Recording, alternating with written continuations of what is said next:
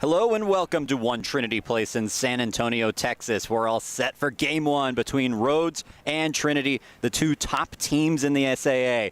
Hello, everybody. Welcome to the campus of Trinity University. I'm Cole Isaacson, joined alongside Shepard Tyler. So we have the top two teams in the SAA about to square off. Trinity, a chance to clinch the conference title in the regular season with a sweep this weekend. All has to start with Game 1. Shepard, I think Rhodes head coach Rob Schreier summed it up best when I talked to him. He said, if this were college football, game day would be here. I think so, definitely. This is going to be a huge indicator of how the end of the season is going to go, and whoever takes this one home really takes home the SAA. So it's a big important series for them. We'll start by running through the lineup for the Rhodes Lynx.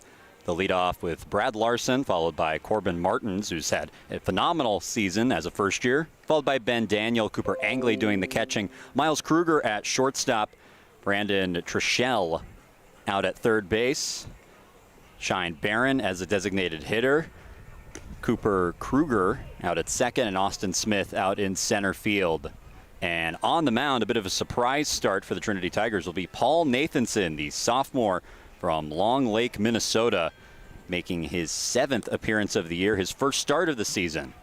See the ERA on your screen, an opportunity to lower that here in this outing as he gets the Game 1 nod in this critical series in the SAA.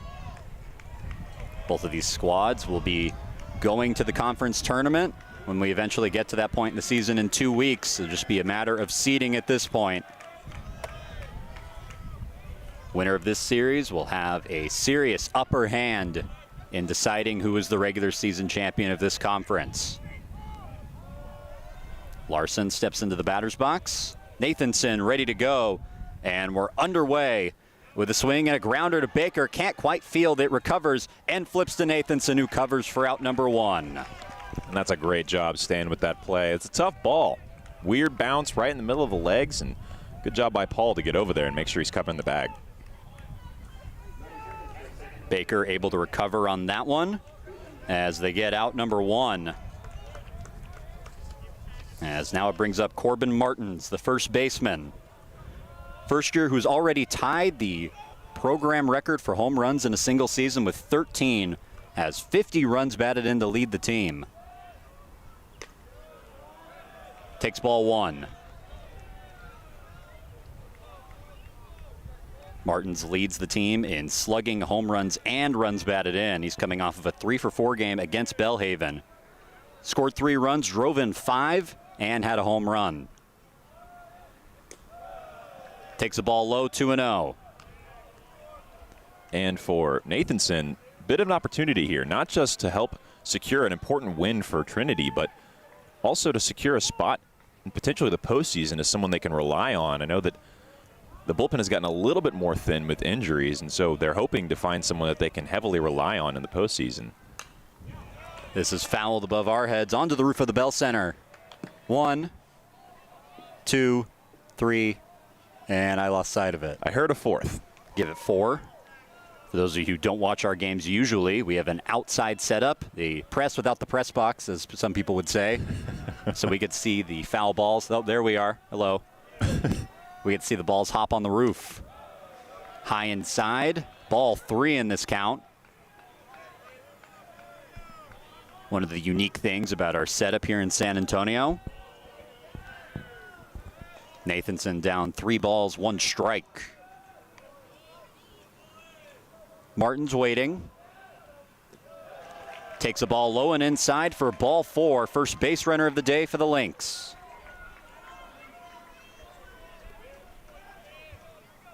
And Nathanson obviously upset with himself after that one. I think he's going to try and settle in here. Hopefully he can figure it out and find his way back into the zone. I think Ridding had a couple words for him. Just say, hey, man, we're good. Don't worry about it. No big deal. It'll bring up Ben Daniel, the junior from Nashville, Tennessee, making his 34th start of the year. Lines one into right field, and this is falling. Falls in front of Kuhl, who throws it into the infield. Daniel hustling for second. The throw there, the tag in time, and they got him. Bang, bang, heads-up play from Skyball over there at shortstop. And you could hear the whole dugout yelling 2-2-2 as he took off from first base. And that will warrant a visit from pitching coach Dave Smith. The successful relay, Ramsey finishing the job with the throw to Haynes covering at second. Martin's able to take third on the play, so it'll be a runner on third with 2 down in the inning. Nathanson getting some help from his defense early. A couple of nice defensive plays already. Will Baker with the first out of the inning, the bobble, but then the recovery to throw to the covering Nathanson, and then the relay in right field starting with Evan Kuhl. Long conversation. Cooper Angley, the catcher, waiting on deck, the cleanup hitter today. And I think there from Nathanson, we just saw a classic mistake that a lot of pitchers make. You know, you get a walk early on and you just want to throw strikes at the next guy, and you accidentally served him up a cookie, just something that's way too hittable. And you want to kind of tread the line between throwing balls and not just throwing strikes right down the middle. Cooper Angley, a .339 hitter. Up to the plate now. 30 runs batted in, trying to add another one. Takes ball 1 here.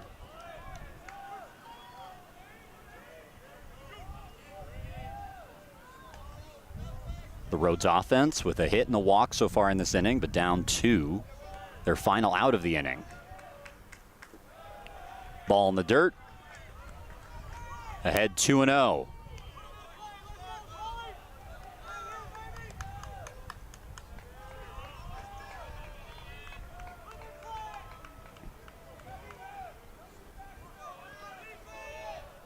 Nathanson trying to wiggle out of this. Runner on third. The 2-0. In for a strike.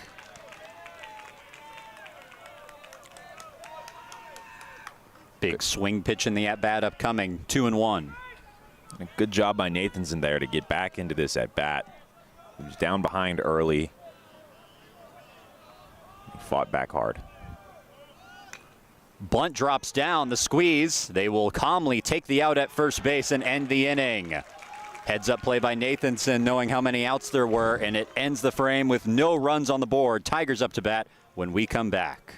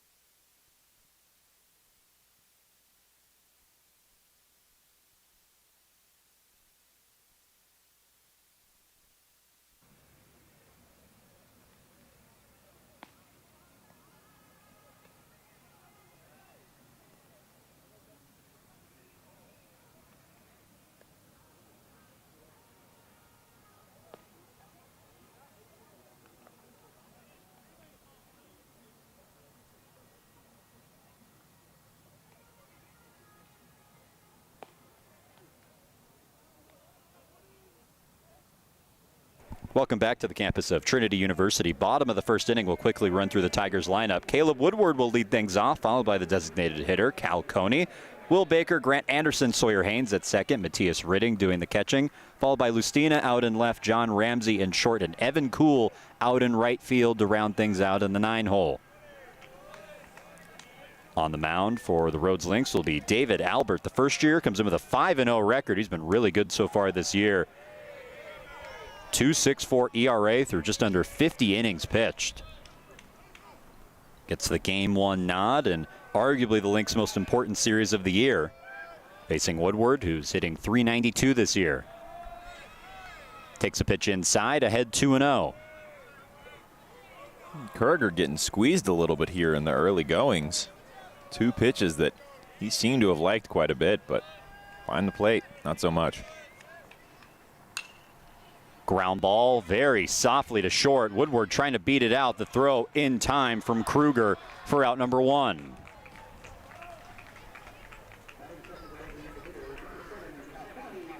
See how close this was.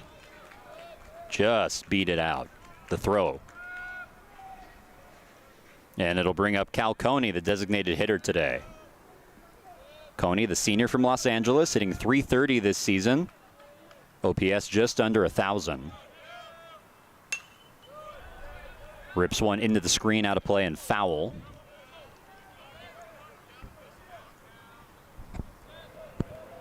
Coney's really cemented his role this season as the team's designated hitter. He's been there most of the games in the latter part of the year. Big cut and a miss at that pitch, down 0-2. Kruger challenging these hitters early on. You can see in Woodward's at bat before this, and now in Coney's. A lot of balls, hittable balls that he's throwing. That's the first one just now we're seeing that's missed the zone. Ball in the dirt from Albert.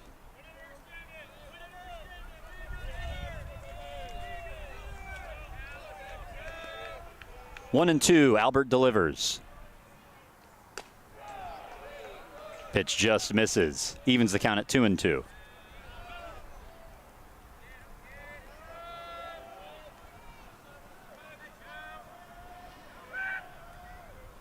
Two. Strike called. And it's strike 3 as Coney goes down looking, shaking his head. 2 down in the inning.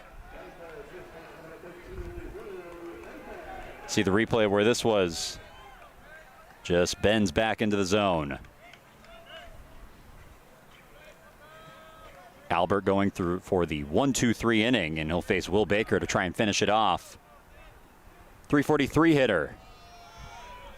Takes a ball low and inside. Baker, the first baseman, once again today for Trinity, as he has been all year. Making his 35th start of the season. Ground ball up the middle, and it's a base hit. 2-out single for Will Baker to get things going in the first.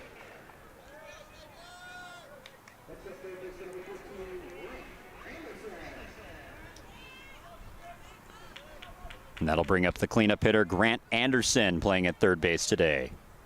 Sophomore from Austin, Texas. Making his 26th start of the year, 366 hitter. Had 3 hits and 3 runs batted in that series against Sewanee. Works with Baker on first, who has to dive back safely. Our first pickoff attempt of the game.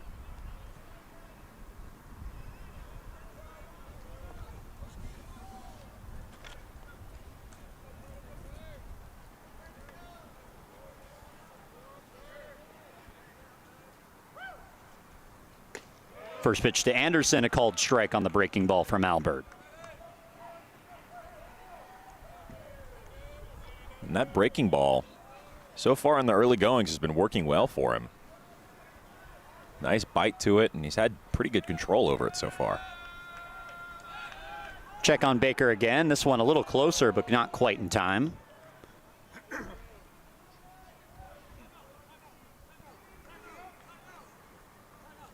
And now Coach Scannell calling timeout. And he wants to have a conversation with the home plate umpire. Wonder what this could be about. I could not tell you. It looks like he's upset about something that the pitcher might have done, but maybe asking for a balk, though I don't know why that would be assessed. Maybe he's seeing something that we're not. Either way, back in the 0-1 count. Baker on first, 2 down in the inning. Pitch misses.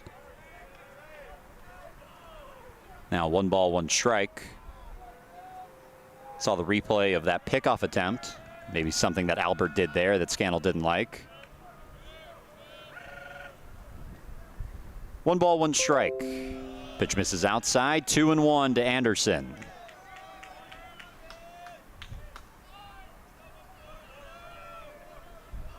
One hit for each side in the first inning.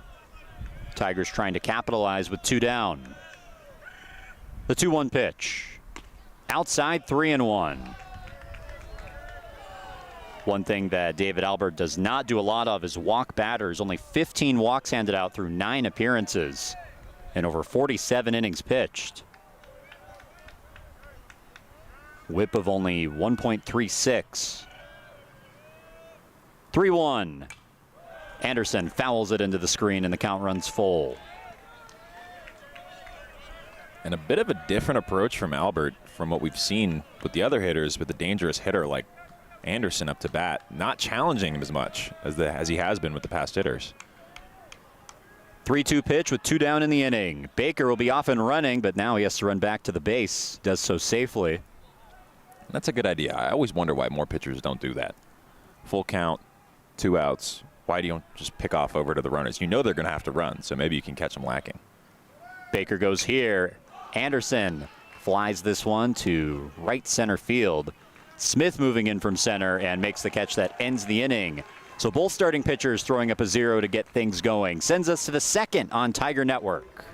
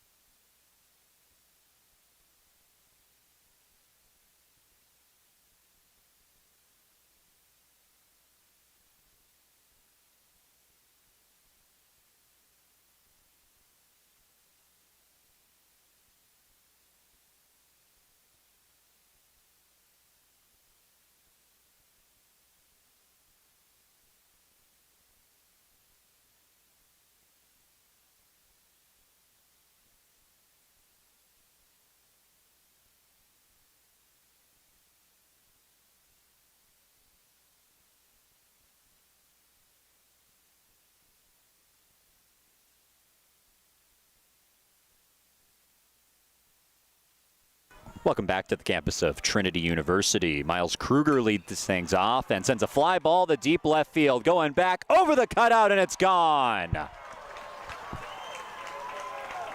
A big start to game 1 for Miles Kruger, who swings at the first pitch and gives Rhodes a 1-0 lead. Yeah, he saw something he liked and just took it for a ride.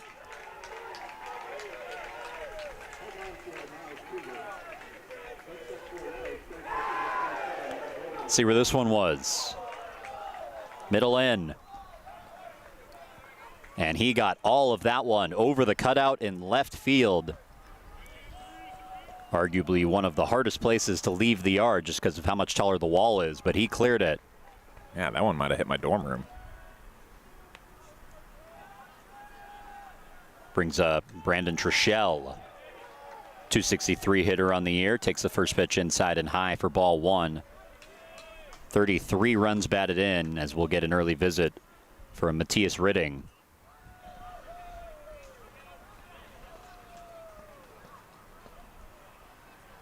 Nathanson, who battled around a lot of traffic in that first inning, gave up a walk and a hit. The runner was gunned down. The relay coming from Evan Kuhl and John Ramsey, so his defense helped him get out of that first inning. Nothing his defense could do about that one, as Rhodes takes a 1-0 lead. And that will be the day for Paul Nathanson. Pulled in the second inning as we'll have a pitching change in San Antonio. Rhodes with the 1-0 lead.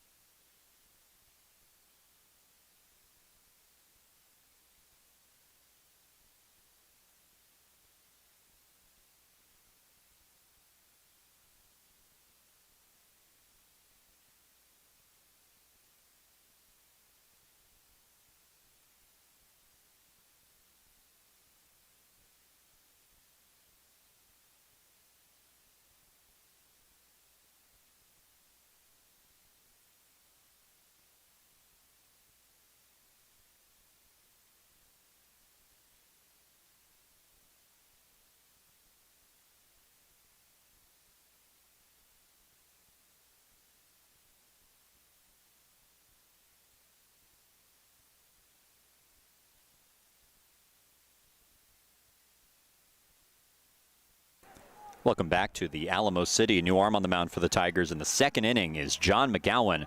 Comes in with an 0-1 record, a 5.54 ERA through 13 innings pitched, 11 walks and 11 strikeouts handed out this season. Comes in with nobody out and nobody on in the second inning. So he'll face Trishelle, the third baseman. Takes strike one.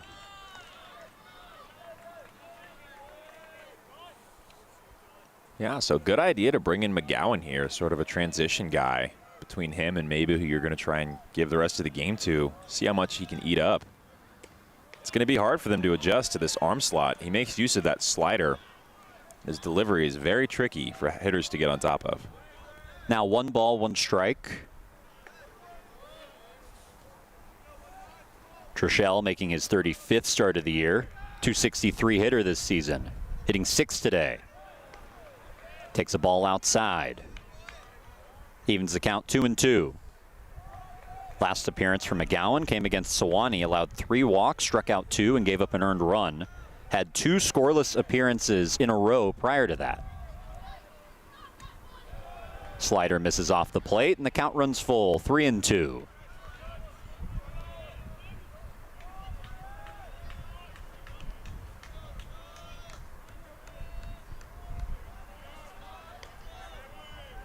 Nobody out, nobody on. 3-2 pitch, swing and a miss, strike 3. First strikeout for McGowan and Trinity pitching today, 1 away in the second.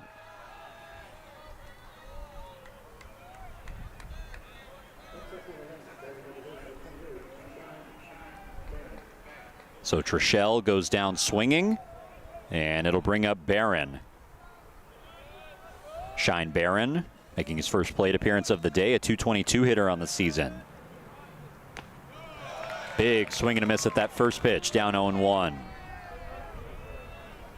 And there's that difficulty that they're going to be having with that delivery, because of the way he delivers it. Even when the ball's in the zone, it still feels like it's impossible to track how it got there.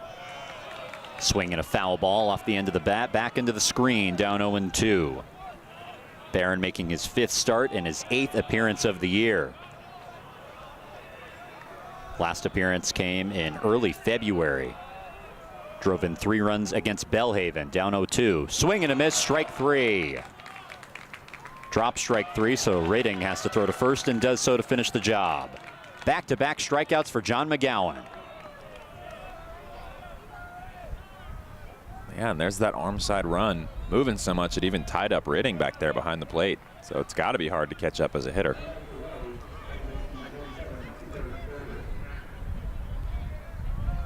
It'll bring up Cooper Kuriger. 318 hitter on the year, hitting 8th today. And he wears one. A 2-out hit by pitch. Represents the first base runner that John McGowan allows to reach. And there we're seeing the danger of being a sidearm guy. There's a lot of advantages to it, but, you know, for someone that's throwing normally over the top, if you miss like that, it's just high. But if you have one little mistake, it goes right into the hitter's back. We'll bring up Austin Smith, and the 9-hole hitter today, hitting over 400 so far this season. OPS over 1,000. How about having that guy at the end of your lineup? Takes a pitch outside, ball 1. Austin Smith making his 24th start of the year. And a real threat when he can get on base. Has 14 stolen bases this season.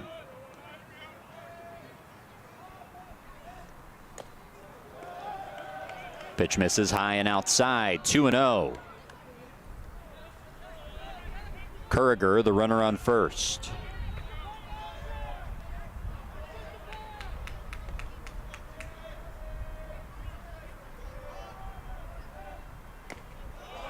Slider bends into the zone, strike 1.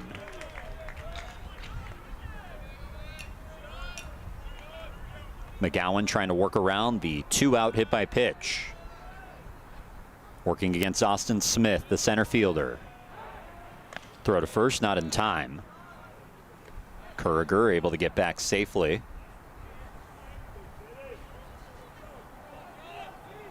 Two stolen bases so far this season for Cooper Kuriger, has not been caught. See if he runs it all here. 2-1 pitch finds its way to the zone, strike called. And Smith with a good approach here against McGowan coming in. He saw that a lot of the pitches he was getting strikes on were chase pitches, so he's not letting McGowan force him to swing at things. This is floated into left field, and it falls in front of Lustina for a base hit. First hit allowed by John McGowan, and there's 2 aboard with 2 down in the inning. A very patient approach up there. Wasn't going to swing at anything that he wasn't happy about, and waited till he got his pitch and took it for a ride. And it will flip the lineup over. Brad Larson coming up to the plate for his 2nd plate appearance in 2 innings. Sophomore from Hilton Head, South Carolina.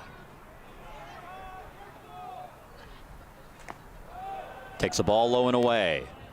Larson 0 for 1 today, grounded out to first. Still hitting .360 on the season. Bottom of the Rhodes lineup, setting the table for the top of it. The 8 and 9 men aboard. Slider finds the zone, strike called.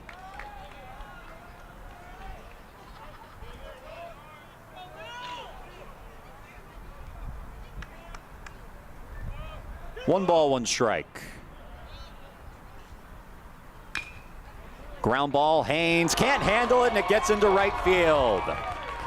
Runners coming around and will score. Rhodes up 2-0. And the throw gets away again. Larson takes second as things go from bad to worse for Trinity, down 2-0. Man, it looked like the ball had butter all over it out there in middle infield. It's just sliding around everywhere. Haynes just couldn't corral it at second, a guy whose defense they really like for the most part of the year. Yeah, very out of character for Haynes. We've seen some spectacular play over there at second. Some really surprising plays that he's had. We didn't think he could make, and there, I think he just misjudged it. Sets up Martins, takes the ball low and inside. Corbin Martins, .349 hitter on the year, 13 home runs. The next one would be the program record for a single season. Just looking for a base hit here to make it 4-0.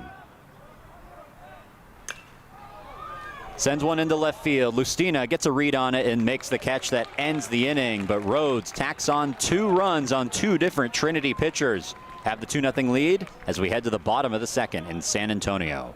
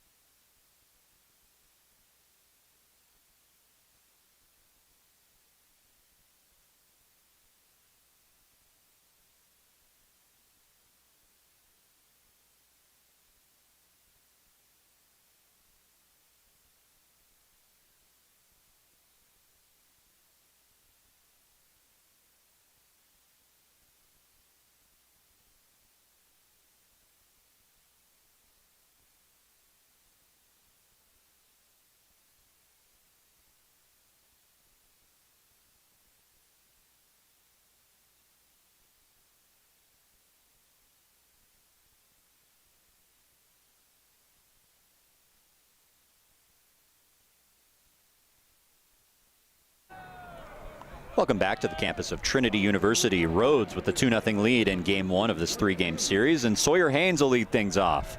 318 hitter on the year. Takes ball 1. We're talking in between innings. Always a tough situation when you commit an error in the last half inning and then you're leading off the next one. That's what Haynes has to do here. Ahead 1 ball, no strikes. Strike called 1-1. I'm going to have to find a way to brush off that frustration. I know he's really upset with himself because that's a play he always makes. He's very, very solid over there at second base. Haven't seen any errors from him at all. Strike called 2-1. Don't want to set anything in stone, but that's the first error that I can ever recall from him over there. I can't remember either.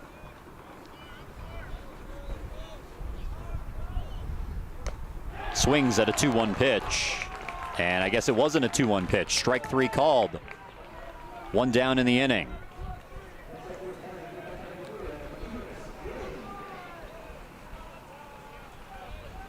Swung at the breaking ball. Second strikeout of the day for Albert.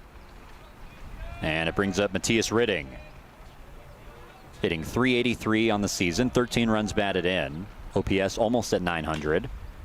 Smacks one foul the other way.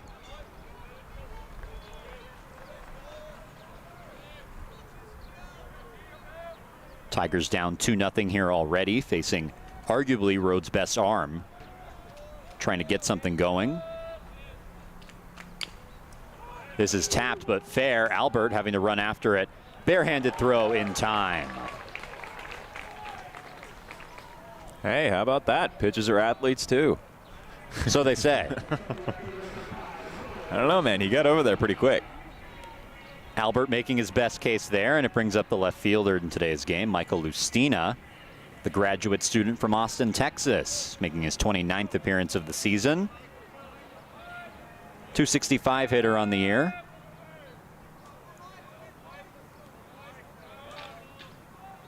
Trinity looking for their second hit of the game. Lustina takes ball 1 upstairs.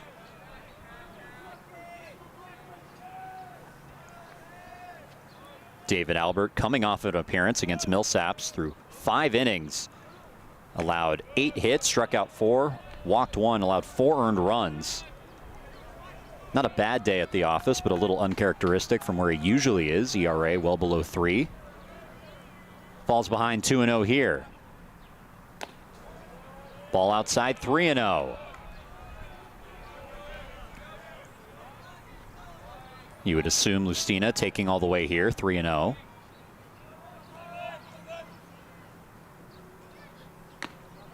He does for ball 4, a 4-pitch walk handed out with 2 down in the inning. And that will prove very valuable for the Tigers here, having speed like that on the base path. They're going to have to keep an eye on him. Brings up John Ramsey, hitting 8th today at shortstop. 363 hitter on the year with 28 runs brought in. OPS over 1,000. Works with Lustina on first base, who leads the team in stolen bases. Has to get out of the way of the inside pitch, ball 1. Michael Lustina has stolen 12 bases this year, only been caught once.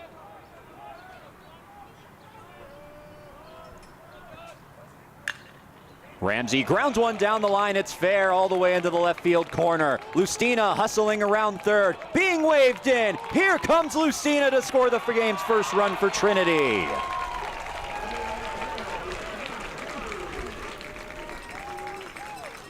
And there's that speed we were talking about. Good thing they had him on the base path. He got around those bases quick. Scores all the way from first base on an RBI double from John Ramsey. Tigers with their first run of the game. It's 2-1. Brings up Evan Kuhl. 429 hitter in limited action so far this year. Take strike 1.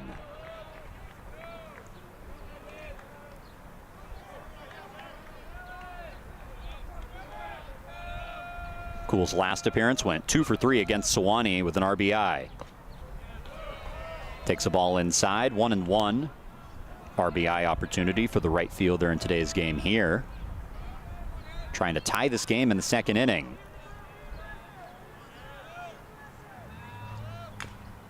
Swing and a foul tip. 1 ball, 2 strikes. This Tigers offense, at least last weekend, loved the second inning. Fell behind 6-0. Against Sewanee early in game 1, scored 3 runs to make it 6-3. And then in game 3 in the rubber match, fell behind 5-0 and tied the game in the second inning. Pitch in the dirt, nicely blocked by Angley. Yeah, that was a really tough block. I don't know how he got over there. 2's on the board. 2 balls, 2 strikes, 2 down in the inning. Ramsey waiting on second. The pitch to Kuhl.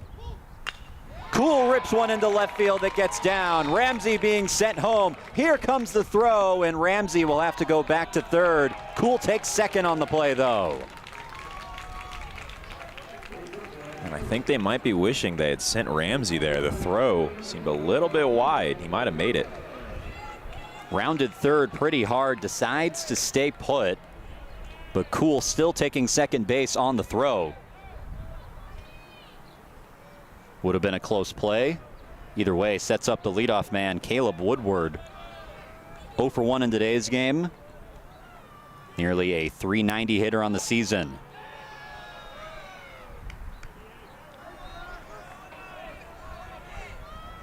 Woodward ahead 1-0. Runner on third is Ramsey. The runner on second is Kuhl. Tigers an opportunity to take the lead. Woodward inside out swing, foul ball out of play.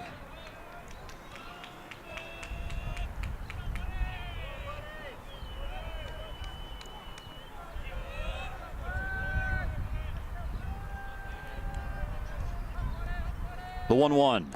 Swing and a miss. Just a challenge pitch there. Said, hey, come get me. Couldn't catch up. Albert 1 strike away from getting out of this inning, only allowing a run. Pitch inside. And Rhodes does not get the call. Woodward gets out of the way of it. Evens the count at 2-2. That's a good take. I don't know how you take that there. That's really good eye. Impressive eye there with 2 strikes. The 2-2. Inside, and it hits Woodward. And he's called out.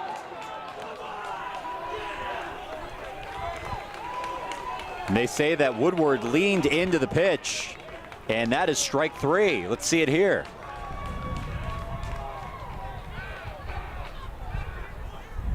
I don't know about that one. Coach Scannell will have a conversation with the home plate umpire, and we will step away on Tiger Network, as that is how the inning ends. Rhodes with the 2-1 lead.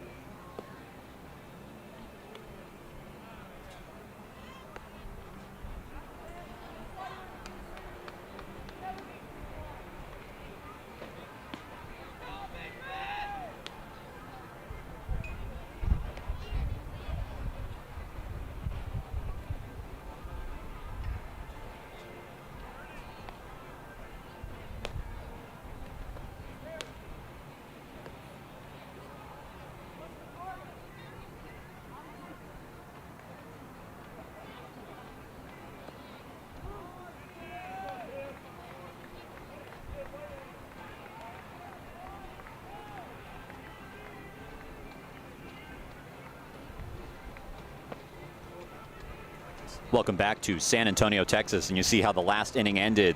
The controversial Caleb Woodward being called out on this play, where the home plate umpire said he leaned in to the pitch, tried to get hit, and that is why he was called out. Would have loaded the bases for Trinity. Shepard, what'd you see there? Yeah, I mean, tough call to make there. I really don't know what he was seeing. It seems like that's the pretty much exact motion that we see from Woodward every time he takes his stride. And to rub it in, here's a hit by pitch. As Ben Daniel gets hit. Lead off the inning with the base runner for Rhodes. And the home plate umpire definitely getting some lip from the home fans after that one. Unfortunate timing for him to make that call and then have the next batter get hit. Brings up Cooper Angley.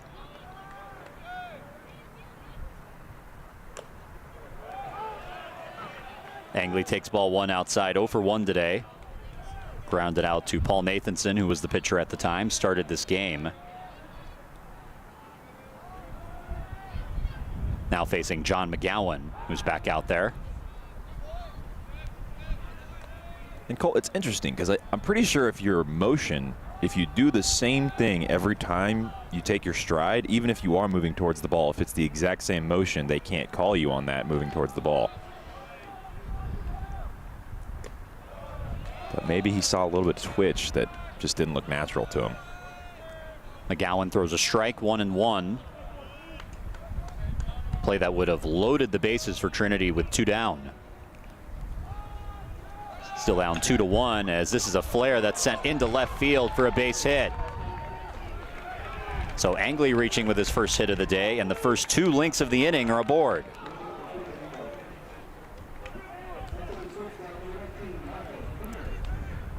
Good job by Woodward to quickly get there and knock it down, keep him at second. Runners now on first and second for Rhodes, and it's Miles Kruger, the shortstop, coming to the plate.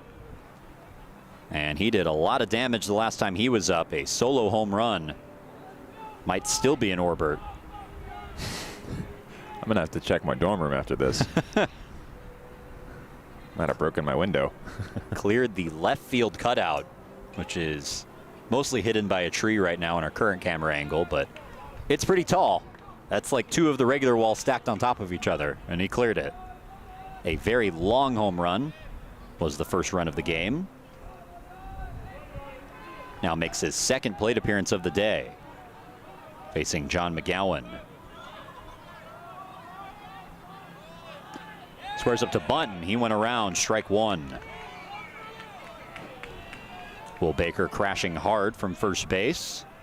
Still playing in on the infield grass, ready for the bunt.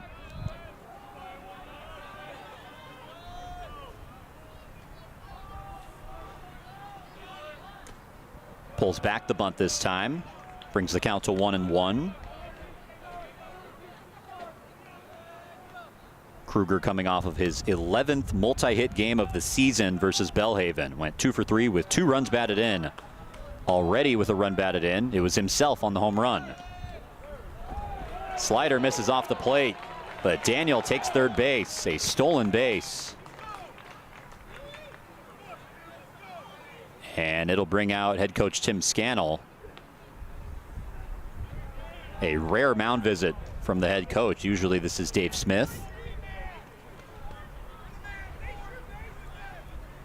Scannell coming out to talk to McGowan and ridding the catcher. Another unusual thing is usually when Scannell comes out, he calls the entire infield in. Not the case here with runners at the corners, nobody out. Maybe telling McGowan he wants him to keep more of an eye on the runner at second. That's why he was able to get that straight steal. Now the umpires being called in. Been a lot of weird delays so far today. Interesting game. Wouldn't expect anything else with the series being as important as it is. And now Scannell turning his attention to the home plate umpire.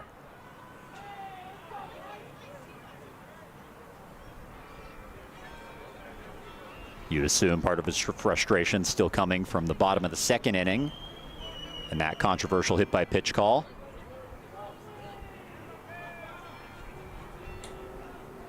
Everybody seems to be ready to go now.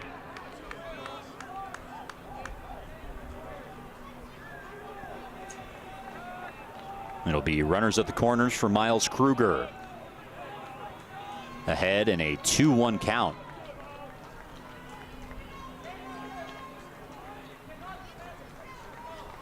There was some yelling there from the fans after that mound visit, but I couldn't quite make out what was going on down there. All ready to go again. Kruger standing in. 2 balls, 1 strike. Runner off and going. And no throw from Ridding, another stolen base. This one from the catcher, Angley, who's now on second. So now in a very tough spot for McGowan. 2 runners in scoring position with no outs. Down 3-1 as well, and he will not finish this plate appearance. But immediately the home plate umpire telling Dave Smith to go back. You wonder if it was too many mound visits. Might be. And I think that's the call. So McGowan will not get his conference. He will finish this plate appearance. 3-1 pitch. Outside, ball 4, and that loads the bases with nobody out. Kruger reaches for the 2nd time today. And now Dave Smith's going to come out, and it looks like he's going to make the change. That'll be the day for John McGowan. Leaves this game with the bases loaded in the 3rd inning, nobody out. Big opportunity for Rhodes when we come back.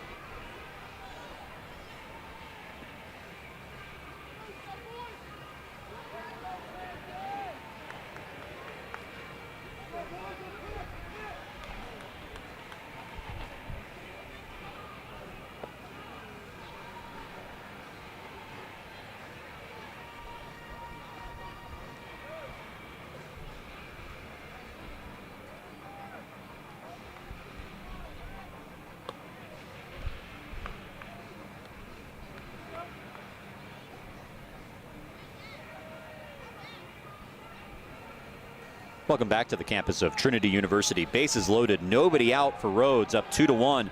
And facing a new arm on the mound, and Andrew Mason, the sophomore from Austin, Texas, making his 8th appearance of the year. ERA over 8, an opportunity to lower that here in this outing. Comes into a sticky situation, to say the least, as he faces Brandon Trishelle. First pitch in for strike 1, and an affirmative start from Andrew Mason.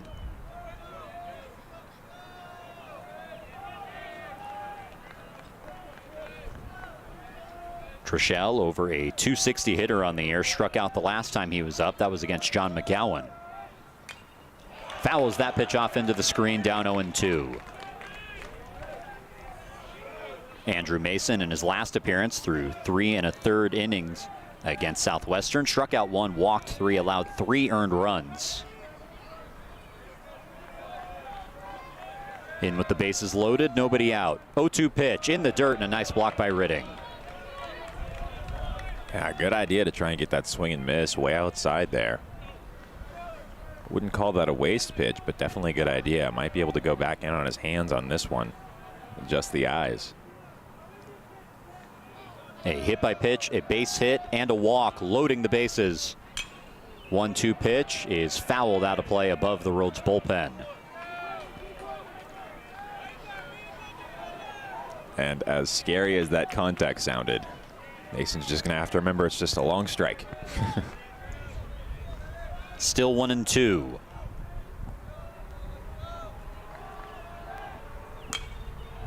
Fouled off again. This one onto the roof. 1, 2, and it hit a pipe. Lost potential. Yeah, it had potential there. I was excited.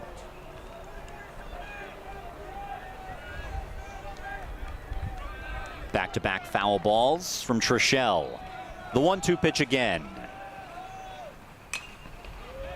Sends a shallow fly ball out to right field. This is falling fair, and the catch is made by Haynes. Everybody stays put for out number 1. That's a really nice job defensively by Haynes, getting over there, covering a lot of ground, and then turning around quick so that they can't advance that runner home. Would have fallen in fair territory. Haynes making the catch over his shoulder. Really nice play from the second baseman. Nice pitch execution from Mason. Went in on his hands there and was able to handcuff him a little bit, and that's why you saw that weak contact. Now it's Barron who lines one to left field, but it's foul. Into the Trinity bullpen for strike 1. And that one came off hot. Saw a couple of pitches over there jump. Barron 0 for 1 with a strikeout today, the first year from Alabama.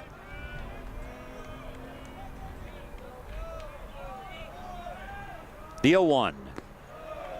In the dirt, Ridding keeps it in front of him.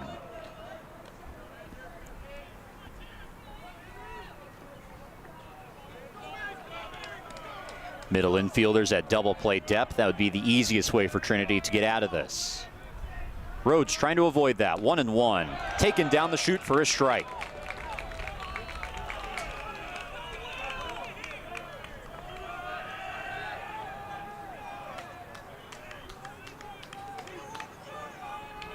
One ball, 2 strikes. Low and away, 2-2. Mason showing a lot of fight here, executing his pitch as well so far. Did a good job going away there, trying to get the swing and miss. Daniel on third, Angley on second, Kruger on first. The 2-2. Fouled off, will do it again. It looked like he was just late on that fastball. Kind of got in on his hands.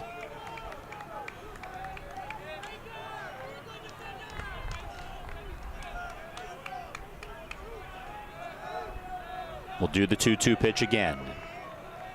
Rhodes trying to extend this lead in the third. Ball in the dirt and the count runs full.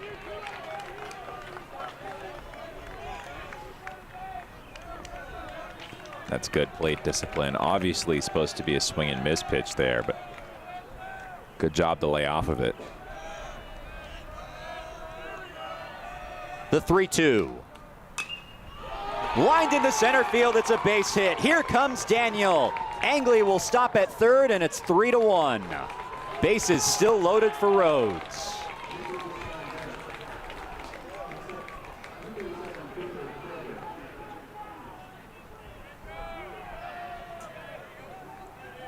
So Shine Barron, the first year, comes through with the base hit and passes the bat to Kruger. The second baseman reached by way of a hit by pitch in the second inning. And now comes up with the bases loaded, 1 down in the inning, a .318 hitter on the year.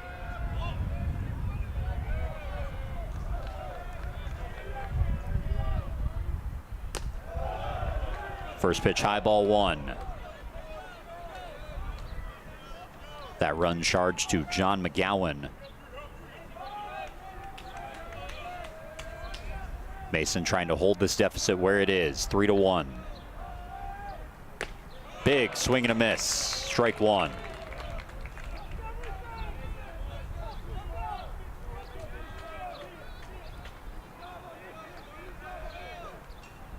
Kurger currently on a 6-game hitting streak, has hits in 12 of his last 14 appearances. Ball in the dirt, gets away from Ritting for a second, but he's able to fall on top of it. And he's really working hard back there. You can tell. He's moving around a lot and able to stop that one. This will prompt another mound visit from Dave Smith.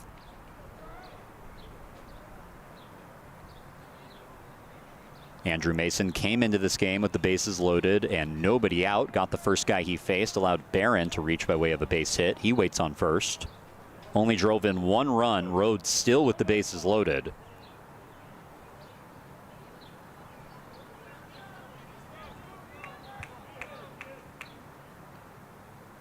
Trinity trying to cobble this thing together on the mound and keep their offense in it. It's an offense that's been able to come back in a lot of games. Just trying not to fall behind too far too early. We're down by at least 2 runs in every game last weekend against Sewanee. Managed to take 2 games. 2-1 pitch from Mason. Lined but foul down the left field line.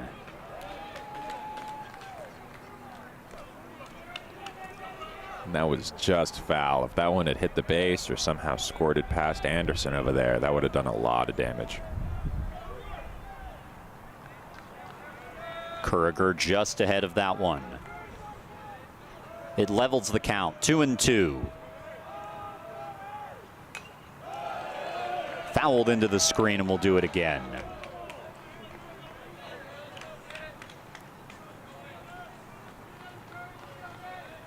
Angley on third, Kruger on second, Barron on first. 1 away in the inning. Rhodes trying to add on to their lead. Swing and a miss, strike 3. 2 down in the inning. And Mason, good job to not be deterred by that base hit on that last hitter. Came back in, focused up, and challenged him with several pitches in the zone. And now it brings up the 9-hole hitter, Austin Smith, but not just any 9-hole hitter. A 9-hole hitter that is hitting 400. Had a hit in all 3 games last weekend against Millsaps. Looking for his first of this series, and he takes strike 1.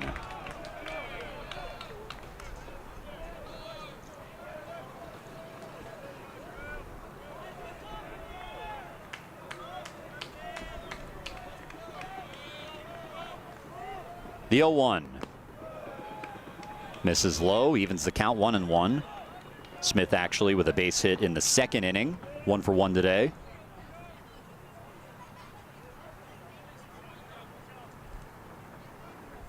Yeah, we saw a good piece of hitting from him over in the 2nd. Definitely trying to mimic that here. Probably a guy they're pretty excited to have in this spot.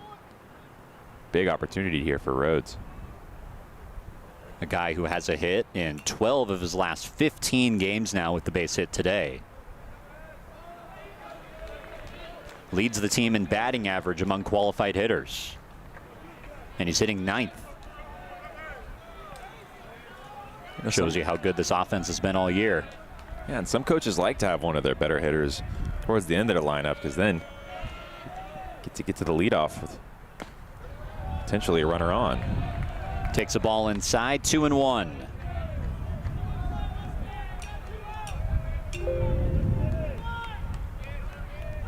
Rhodes with already a run in the inning, scored 2 in the top of the 2nd. Trying to add on in a big way here, the 2-1. Smith pops one up to deep left field. Lustina coming in and makes the catch. That ends the inning. Andrew Mason escapes the bases loaded jam. Holds this deficit at 2 as it takes us to the bottom of the 3rd.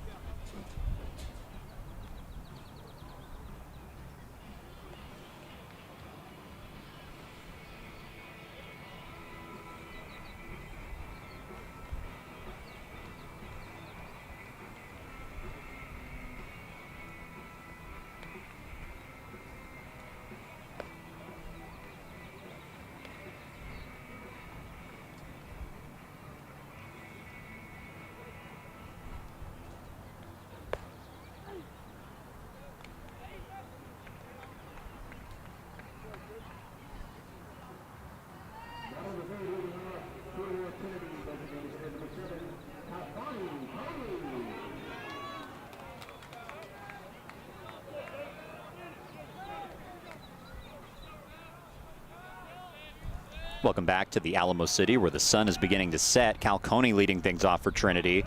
Takes a breaking ball in the zone for a strike. Cal Coney, 0 for 1 today, a .326 hitter on the year, 25 runs batted in. Struck out looking against Albert in the first inning. Breaking ball misses inside. 1 ball, 1 strike.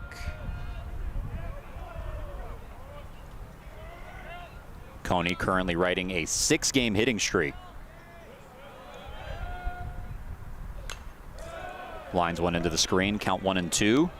Had the game-winning RBI in the bottom of the 8th of Game 2 against Sewanee. It was a 4-4 game.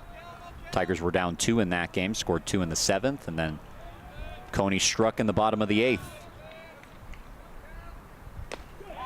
Swing and a miss here. Second strikeout of the day for Cal Coney, and 1 down in the inning.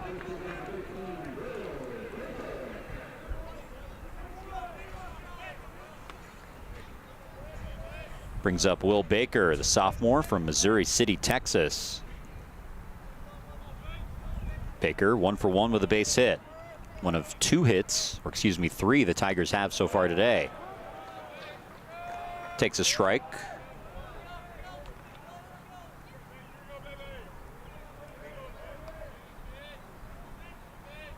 Tigers down 3-1 here in Game 1.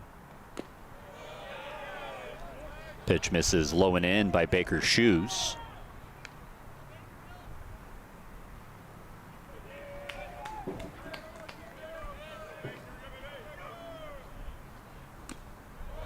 Another pitch inside, 2-1.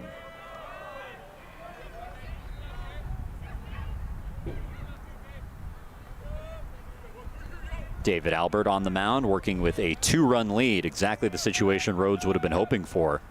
Their Game 1 guy on the mound. Pitch fouled off the end of the bat of Baker, 2-2. Guy who's really emerged as the first year for them. Had a really nice incoming freshman class. Talking to Coach Schreier, said they're used to starting 4 to 6 first years a game.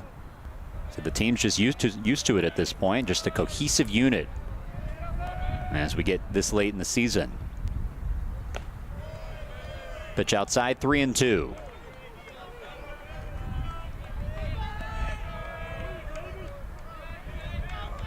Countdown count, 3 balls, 2 strikes, 1 out.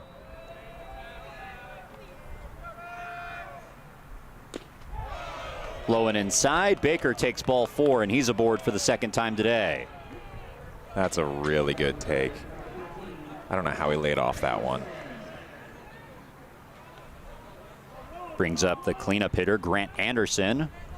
0 for 1 with a fly out to center. Anderson, who's really cemented his spot in this part of the order. The everyday third baseman now for the Tigers. Works with Baker on first for the 2nd consecutive plate appearance and takes ball 1. And Anderson definitely cemented himself as a dangerous guy with a bat in his hands. Not the guy you want to see standing in there.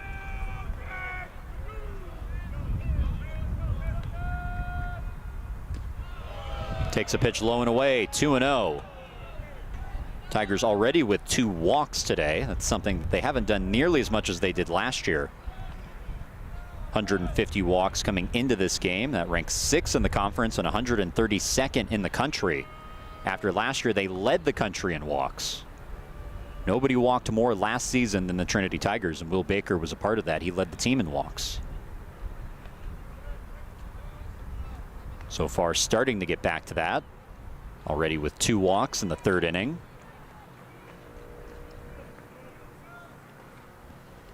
Anderson ahead 2-0, a quick meeting with the first-year Albert. And I know that's something that the Tigers coaches definitely harp on a lot in practice, is plate discipline. Even though a ball's in the zone doesn't mean it's the strike you want to hit. Breaking ball finds the zone for a strike. So right out of the meeting, Albert comes out throwing a strike. Always something you look for. An effective mound visit. Baker waiting on first. Has to dive back, does so safely. And some more yelling from head coach Tim Scannell. And definitely heard him that time. He is asking for a balk on that pickoff move. Does not like what's happening. I don't know what he's seeing, but he seems very adamant that he is happening. Convinced. Yeah.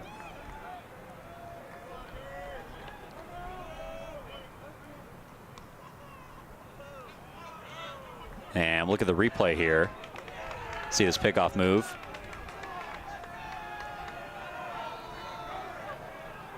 And we're being told that it might be the head nod as Anderson fouls this one off out of play. Onto the roof. 1, 2, 3, 4. I give it 4. I'll give it 4.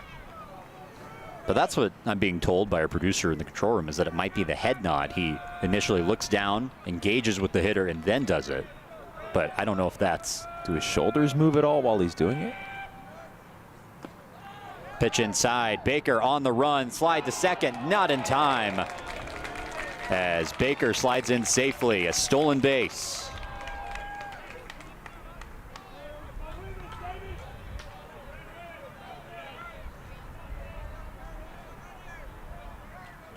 Now a full count to Anderson. Baker now in scoring position on second base. Throw to second. As Baker slides back safely. Shadows getting really long here in San Antonio. Getting to be that time of day. 3-2 pitch. In the dirt, ball 4, and back-to-back walks handed out by Albert with one away. Yeah, we're starting to get to that time of day where it's really dangerous out there in right field. Someone puts one over there, they might get a sneaky base hit or something. Larson waiting out there for Rhodes right now, and the sun directly in his eyes. Hopefully he's got some sunglasses on. Sawyer Haynes up to the plate, 0 for 1 today, struck out in the second.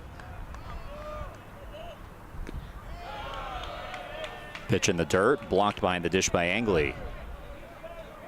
Tying run currently aboard in the third inning for Trinity. Baker on second, Anderson on first. Haynes trying to drive him in. Ahead 1-0. They'll try to get Baker again. He's getting the workout over there. And they have done their absolute best to get him on the base path in this game. The stolen base for Baker was his 4th of the year. He has been caught 3 times, though. 1-0 pitch. Catches the zone, strike called. I don't know about that one. And the dugout, the fans as well, were not thrilled about that call. Angley able to bring that one back. Evens the count at 1-1. Breaking ball misses high that time.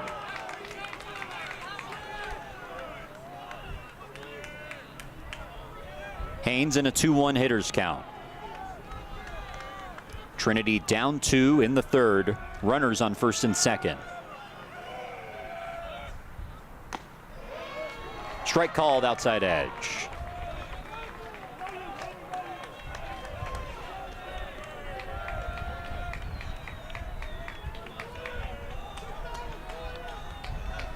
Two balls, 2 strikes.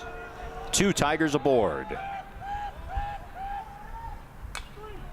Line but fouled into the screen, and we'll do it again. Good job to fight that one off. Looks like it could have been 50-50 on the call there. I don't think he could have done anything with it, but.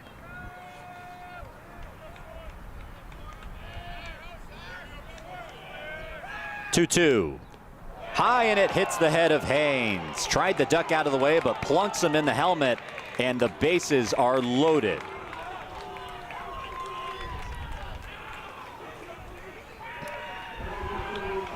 Glad he turned away there. If he hadn't looked back, might have gotten one on the chin. No hits in the inning for Trinity, but 2 walks and a hit by pitch have loaded the bases for Matthias Ridding. Ridding, the starting catcher today, 0 for 1, grounded out to Albert, a .379 hitter on the year.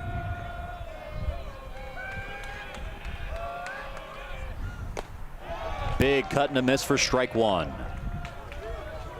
Yeah, and Cole, we were talking about it earlier, the plate discipline of the Trinity hitters.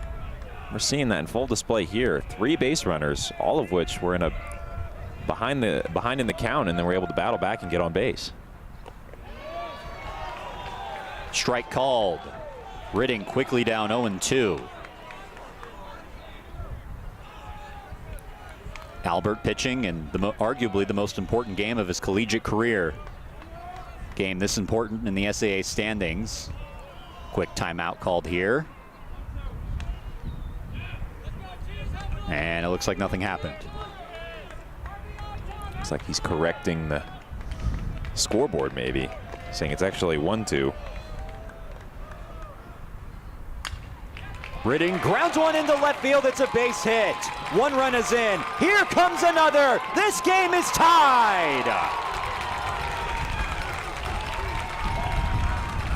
A 2-run single for Matthias Ridding, and it's 3-3.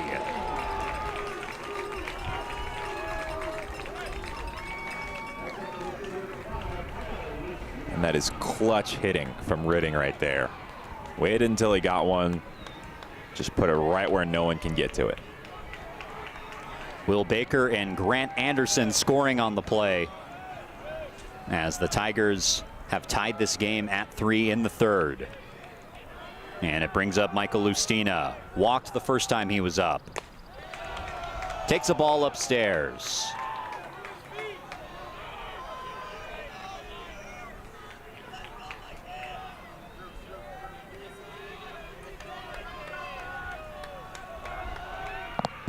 Lustina ahead 1-0. Here's a chopper, could be 2. Flip to second for 1 in time. Throw to first, and it's a double play to end the inning. 5-4-3 on the twin killing, but not before Matthias Ridding evens this score at 3. A 2-run single levels us as we send it to the 4th.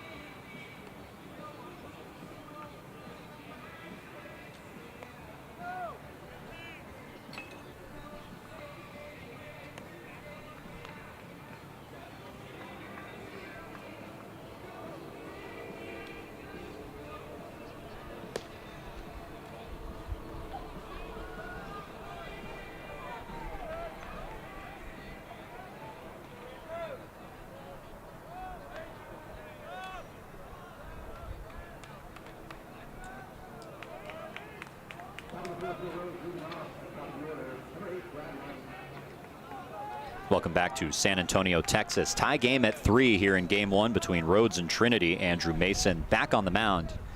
So he'll face the top of this Rhodes lineup, and Brad Larson takes a ball in the dirt for ball 1. Larson 0 for 2 today. Grounded out to first and has reached on an error. Larson's error brought in a run. Able to put the ball in play in that situation. Pitch from Mason just misses, and Larson ahead 2-0. There is some action in the Trinity bullpen, so we'll see how much longer the Tigers expect Andrew Mason to go. But so far, pitching into the 4th inning. Strike called, 2-1.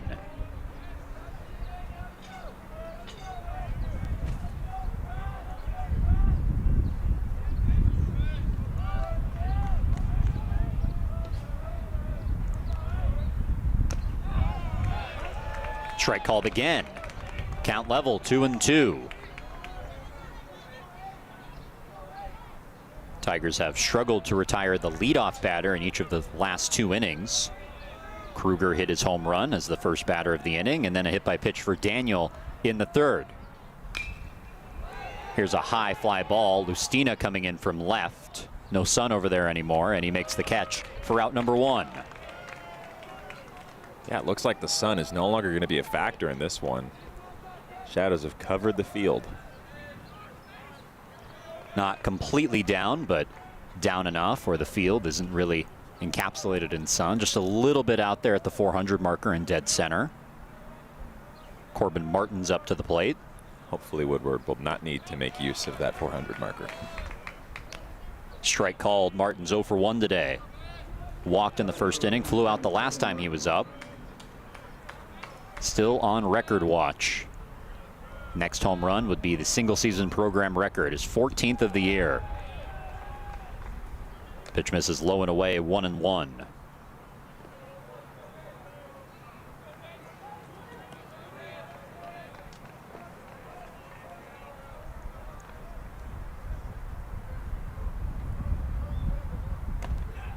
Outside, 2-1.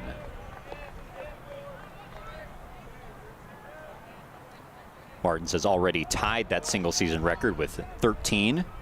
Did that against Belhaven in the midweek. It was a record that had stood since 1986.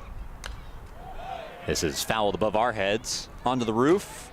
Ooh, just off the lip. Yeah, not many bounces off of that one. Now, took a nasty left turn.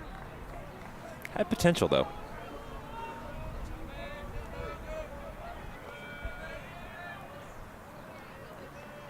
The 2-2 from Mason. Big swing and a miss as Martin strikes out. First 2 links sent down in the inning.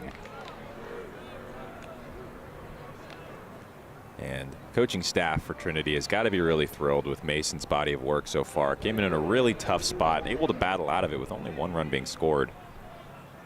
And so far, doing pretty well here in this inning. I think they're just looking to see how many innings he can get through before they can take it to the closer. First pitch misses high to Ben Daniel, 1 for 1 today. He's reached both times he's been up, a single and a hit by pitch. Also has a stolen base.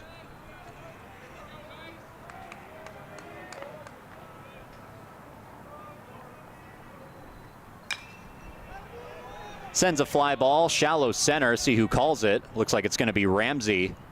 And makes the catch. A 1-2-3 inning for Andrew Mason. Sends us to the bottom of the 4th inning, tied at 3.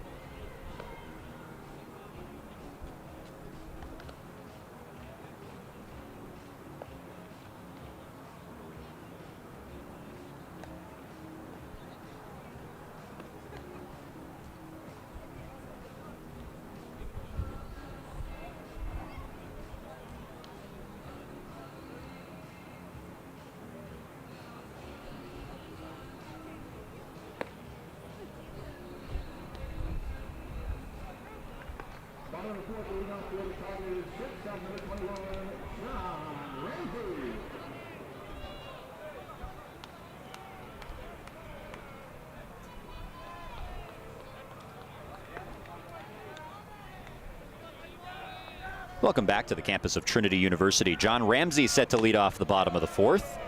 Takes ball one from Albert, who remains in the game.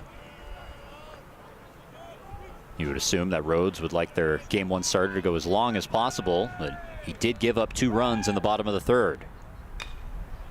Here's a check swing grounder that's fair right to Albert. Underhand throw and an easy out, number 1. Yeah, it looked like that one was in a pretty hittable location. I just don't think he fully committed to it. So Ramsey retired as the first out of the inning, and it brings up Evan Kuhl, 1 for 1 today with a base hit. That average still very high, 467. Take strike 1.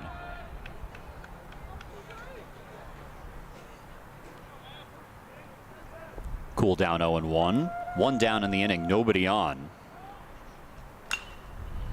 Ground ball. Kruger trying to make the play and does so in time. Wow. Looked like it might get through the hole in right field, but Kruger able to slide and make the diving stop. Yeah, and as a hitter, you just got to tip your cap. I mean, there's nothing you can do about that. Put in a great spot. He just made a fantastic Sports Center play.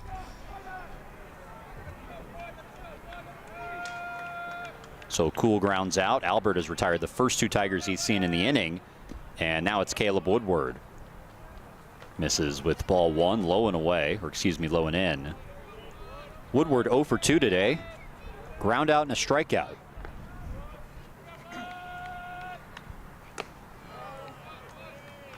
Takes a pitch high, 2-0. Of course, one of those strikeouts, debatable. It does count as a strikeout. It's not how I'm going to remember it.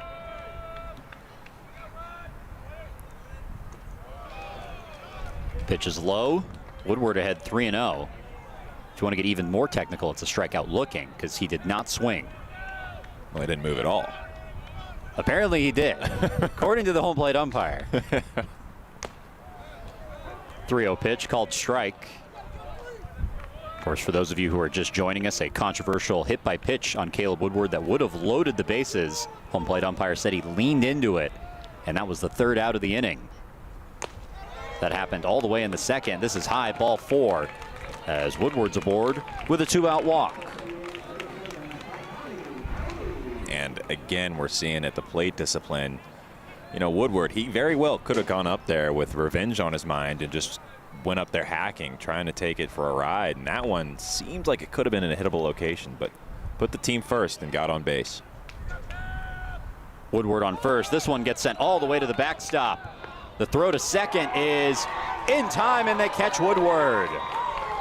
That nasty ricochet off the backstop works against the Tigers and ends the inning. Over the head of Coney, off the top of the brick, and that is out number 3. A 1-2-3 inning sends us to the 5th on Tiger Network. This game tied at 3.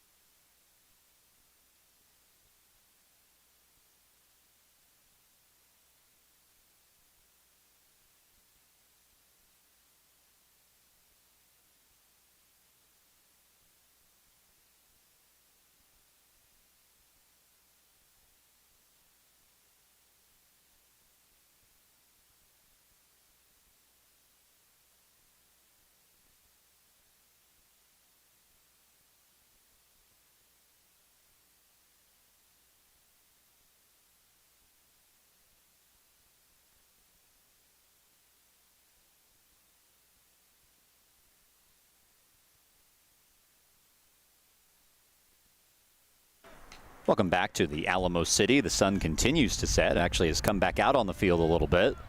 How did that happen? Cooper Angley leading things off.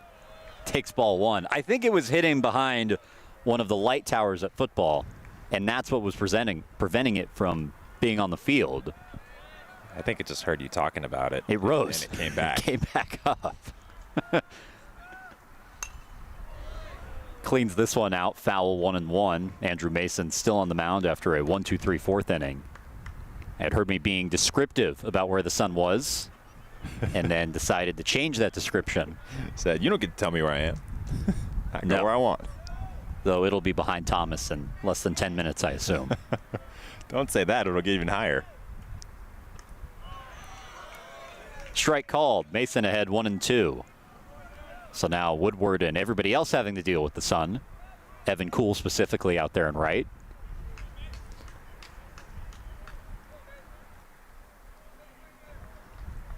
One-two from Mason. Way inside, and it hits him. Angley reaches, sprints to first base. Didn't have to, but why not? Leadoff man aboard for Rhodes. I think we call that a hard 90. Setting an example. Yeah. And as the third Rhodes batter to be hit by a pitch today. And it will end the day for Andrew Mason. Throws 2 innings and allows the leadoff man to reach here in the 5th. Pitching change when we come back on Tiger Network.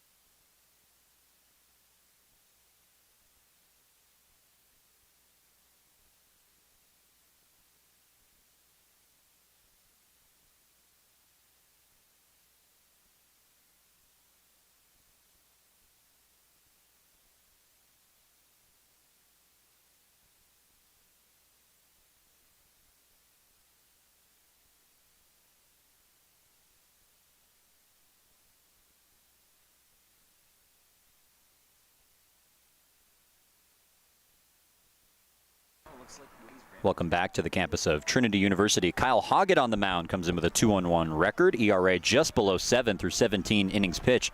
Strikeout to walk ratio in a good spot, 14-6. First pitch is sent out to center field by Kruger. Woodward camping under it and makes the catch for out number 1. So a good start for Hoggett. Gets one batter on one pitch. Yeah, working quickly. Brings up Brandon Trishelle now. The junior 0 for 2 today, hitting just a tick below 260. Has struck out and popped out. Works with a runner on first and Angley.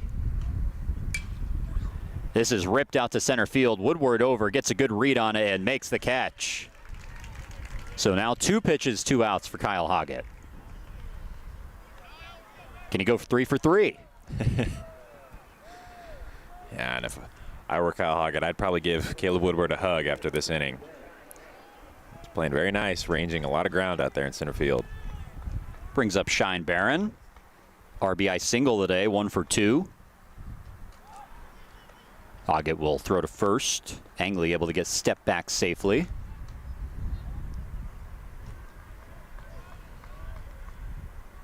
Rhodes out hitting Trinity 5-4. Tigers have also committed the only 2 errors of this game. Still, this game tied at 3 as Hoggett misses low. Ball 1 does not get an out on that pitch. So unable to get the 3-pitch inning. Not quite. Not quite.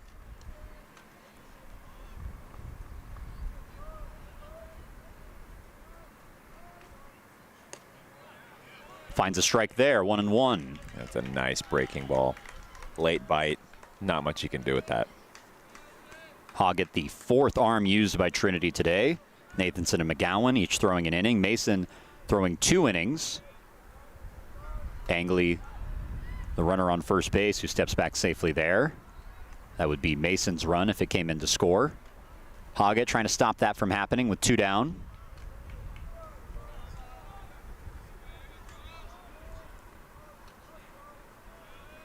The 1-1 to Barron. Swing and a miss. Waved at the breaking ball, and it's 1-2. There is already some throwing in the Trinity bullpen, so we'll see how long Kyle Hoggett is expected to go.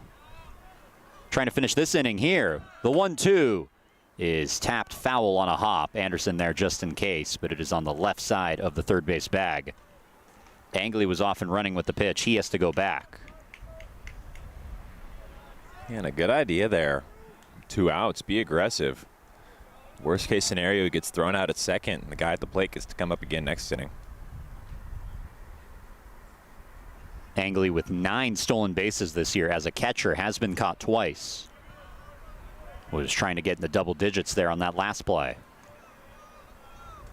The 1-2, not yet. A sneaky throw to first from Hoggett. Angley able to get back safely.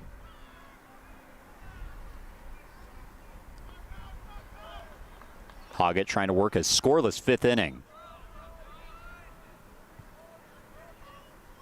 1 ball, 2 strikes, and the 2nd consecutive pickoff attempt.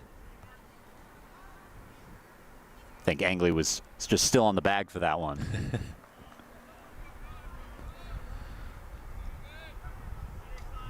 See if we get the 1-2 here. We don't. Steps back safely. Does not like Cooper Angley over there at first base.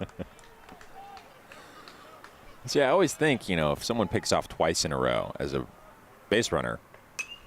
1-2 is blooped into right field for a base hit. Runners will go station to station, and there's 2 aboard for the Lynx with 2 down in the inning. Second hit of the day for Shine Barron. This one the other way. And it'll bring up the second baseman, Kuriger. Kuriger 0 for 1. Struck out in the 3rd. He's also been hit by a pitch. Opportunity to give Rhodes the lead right back. 314 hitter on the year. Angley waiting on second. Barron on first after the single. Ball in the dirt, blocked by Ridding. And he is working back there behind the plate. A lot of blocks back there.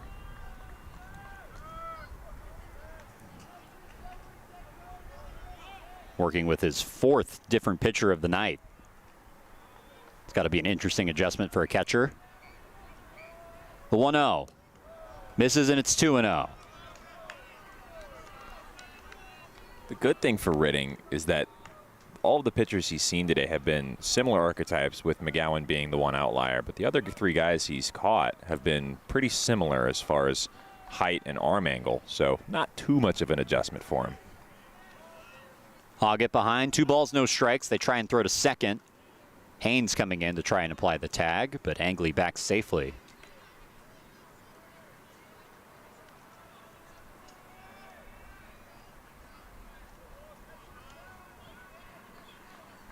So even at second, he can't escape Hoggett's wrath. I was going to say, it's always him.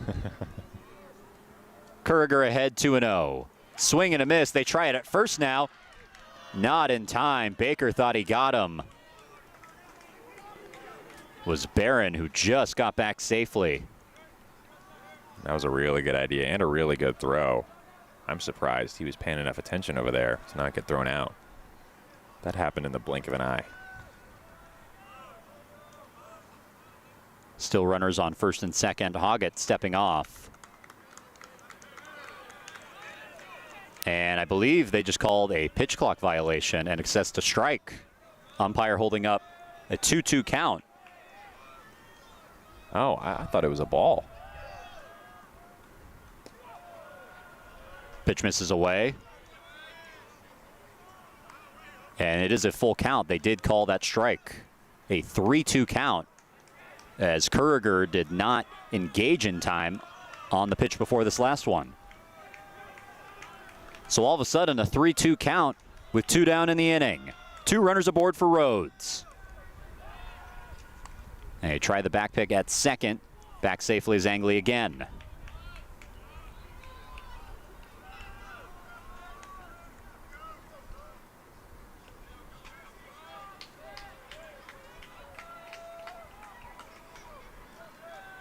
The 3-2 pitch again.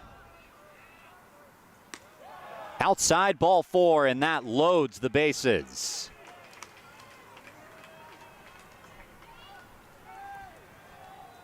So after getting the first 2 batters he saw on 2 pitches, Hoggett has allowed the next 2 to reach. And now the task is not getting any easier with Austin Smith coming up to the plate.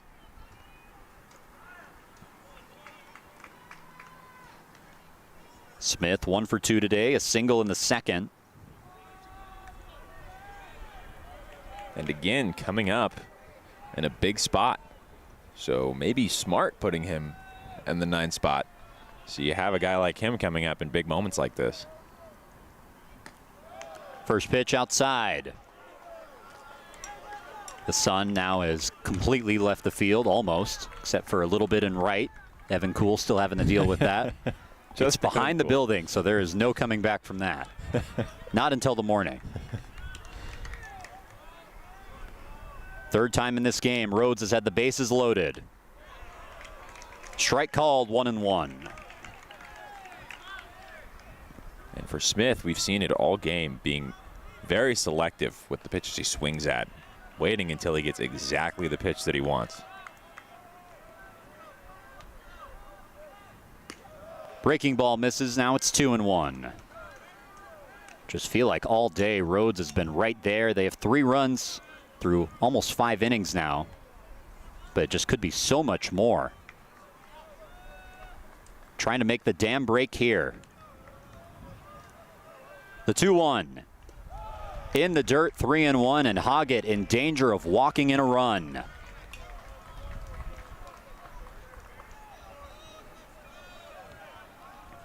And the job does not get any easier with a selective hitter like Smith up there. He's not going to swing at something just because it's close. 3-1 to Smith. Strike called. Gave the strikeout signal. And the home fans letting him know it's actually 2 strikes. The 3-2 pitch. Bases loaded for Rhodes, trying to take the lead. Grounder foul, and we'll do it again. So Smith just making this at-bat so tough. Hoggett thought he might have been out of it there and just fought it off. Lived to fight another day. Think about the momentum that could be generated for each side in this moment. Rhodes maybe can take a 2 or a 1-run lead. Trinity trying to get out of the inning with Hoggett. The 3-2. Outside, ball 4, and he walks in a run. Rhodes takes the lead 4-3, an RBI walk for Smith. And we see it here. Yeah, that's definitely the right call. Low and away. So after all those times where he had to dive back to the base, Angley scores on the RBI walk. Finally can escape the wrath of Hoggett. And it looks like that will be the day for Kyle Hoggett. Leaves this game with the bases loaded and his team trailing by a run in the 5th. We'll be back on Tiger Network.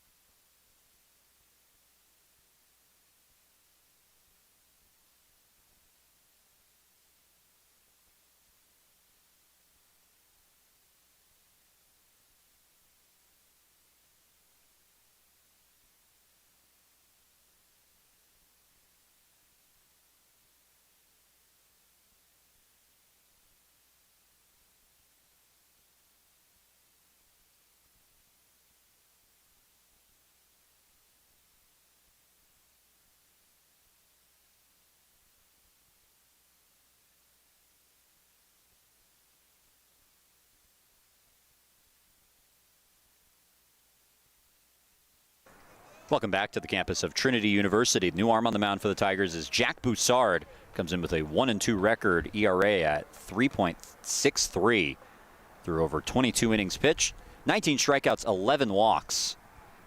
As he has to exchange his pitch comm, some technical difficulties.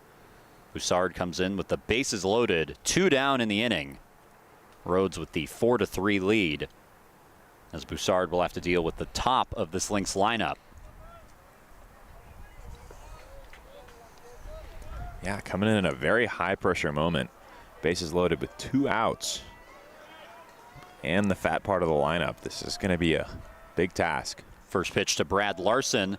Nearly gets away from Ridding, but not enough for any advancement with the bases loaded. Larson 0 for 3 in this game, has reached by way of an error in the second. Last appearance for Jack Boussard. 6 1/3 innings pitch against Sewanee. Pitch misses. Behind 2-0. Struck out 5 in that outing. Allowed no walks and only 2 earned runs. That was game 1 where they lost 8-3, but really kept him in it.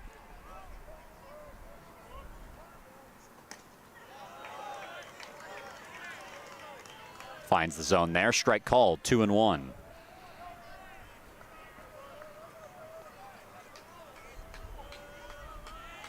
Bases loaded. Top of the 5th. The 2-1 pitch. Just misses, and it's 3-1. Boussard in danger of walking in the second consecutive Rhodes run. It looked like he's been missing a little bit outside.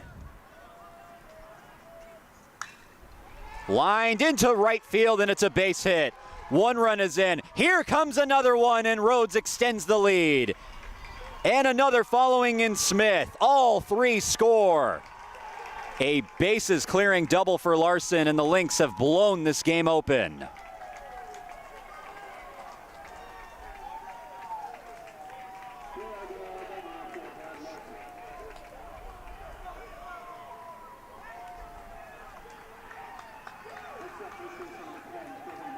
The Lynx up 7-3. All of those runs charged to Kyle Hoggett. And it doesn't get any easier with Corbin Martins. Takes ball 1.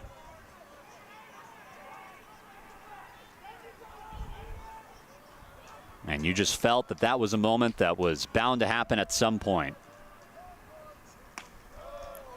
Strike called, 1-1. Several moments in this game, Rhodes had runners in scoring position and weren't able to do it. But they came through there. Knocked in several runs. Pitch way inside. Martins has to get out of the way. Now a 4-run 5th inning for the Lynx. Boussard continuing to miss glove side a little bit.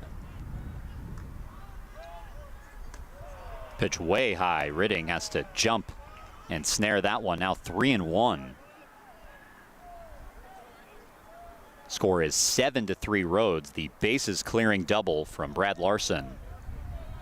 All 3 runners coming in to score with the bases loaded. And all of this happening with 2 down in the inning. Swing and a miss at the 3-1 pitch. Count runs full.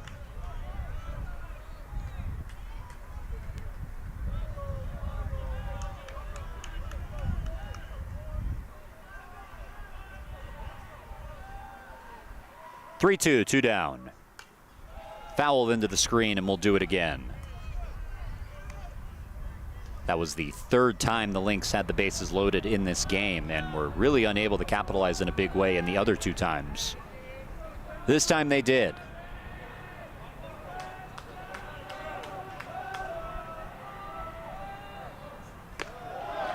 Pitch misses high, ball 4, and Martins is aboard with his 2nd walk of the game.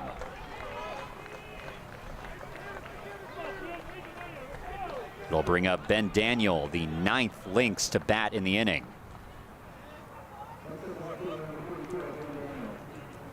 Daniel coming up with runners on 1st and 2nd, 1 for 2 today.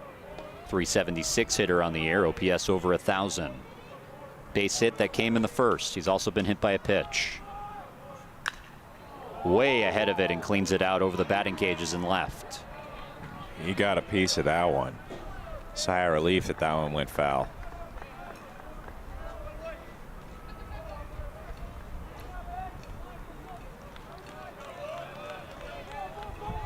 Goes down as the long strike one. And there's ball one up high. Seems like he's had a bit of trouble with his breaking ball today. Not falling exactly how we'd like it to. There is some action in the Trinity bullpen, but you'd think they'd love Broussard to go as long as he can. Already the 5th arm they've used today. Still 2 more games tomorrow. Thought about bunting, instead takes a strike. It looks like in the bullpen it's Sam Rickman up there throwing. The 1-2 from Broussard. This is hit out in the right field. Cool waiting for it, backs up on it to make the catch that ends the inning, but not before Rhodes does 4 runs of damage to take a 7-3 lead. Halfway through this one in San Antonio. We'll take a break on Tiger Network.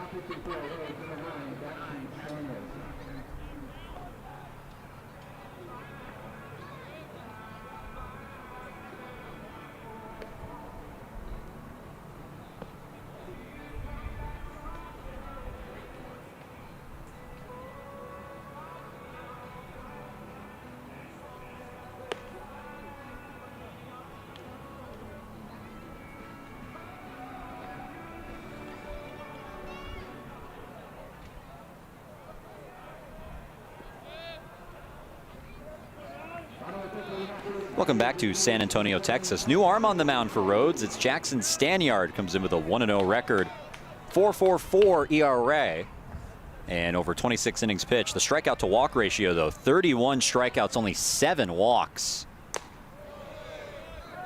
Fires ball 1 to Cal Coney, who leads off the inning. Coney 0 for 2 with 2 strikeouts. So Albert's day is done, who started this game, allows 3 earned runs and exits after 4 innings. That pitch outside. Coney ahead 2-0. And last inning, Coney ducked out of that one that ended up bouncing back and allowing the runner to be thrown out at second. Got to think if he turned into that one, maybe could have squeezed a run or 2 out of that situation, but we will never know. Ahead 3-0 here.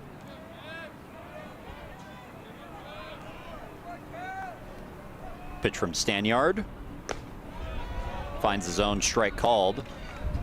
The book is now closed on Albert, who exits this game after 4 innings. 4 strikeouts, 4 walks, 3 earned runs. The command started to waver towards the latter part of his outing. Maybe a reason why they've decided to go to the bullpen. But as I say that, Stanyard allows a leadoff walk. Yeah, very evident that Rhodes was trying to go after the Trinity hitters today at the beginning of this game.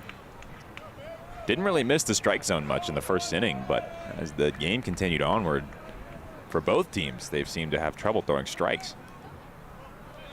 Leadoff man aboard for Trinity in the form of Cal Coney, and now it's Will Baker. 1 for 1 today, base hit in the first. He's also walked. Pitch that just misses. Behind 1-0. I mentioned the fact that Rhodes hasn't really walked a lot of people today, and that's not something they've done all year in terms of walks allowed per 9, and the top 100 in that category. Strikeout to walk ratio also in a good place, second in the conference, 85th in the nation.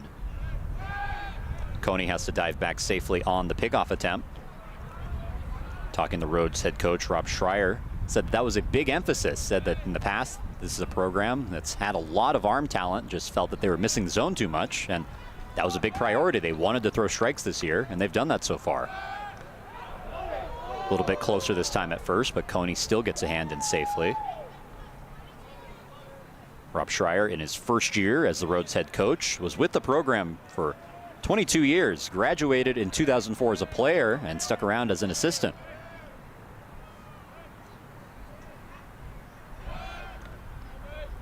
Coney gets back safely again. And it's a good philosophy to want your pitchers to throw a lot of strikes, because you're better off giving up hits rather than walks. It's a lot more difficult to swing a bat and have it land in the right spot than just stand there and then take your base. 1-0 pitch to Baker. Coney off and running this time. The throw in is well in time, and the tag in time to get Coney. So after reaching by way of the leadoff walk, Coney caught stealing, 1 down.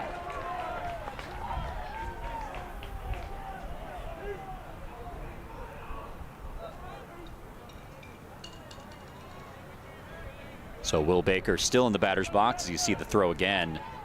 Coney not even close to second base. Yeah, that throw was way ahead of him. 1-1 finds the zone. Baker thought it was high. Takes his time out. Or at least a mini one. Behind 1-2. 1 down, nobody on now after the caught stealing from Cal Coney. Pitch low and inside, 2-2. First time Cal Coney has been caught stealing all year, was 3 for 3 before then.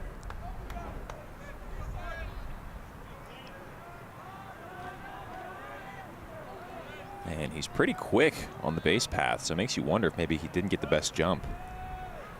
2-2 to Baker. Ground ball into left field, and it's a base hit. Second single of the day for Will Baker. That's a great job by Baker, just doing what he can with the pitch he's given. That's an outside fastball, it looks like, or maybe a changeup, and he's just able to wait on it and take it the other way right in that spot. So the first hit allowed in the outing of Jackson Stanyard. Now he faces Grant Anderson, 0 for 1 today. Walked the last time he was up. He's also flown out to center field.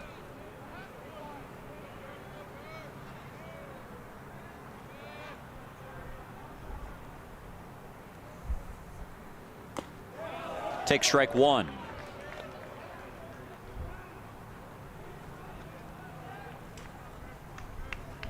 Stanyard, the only pitcher on Rhodes staff with fewer than 30 innings pitched, but more than 30 strikeouts.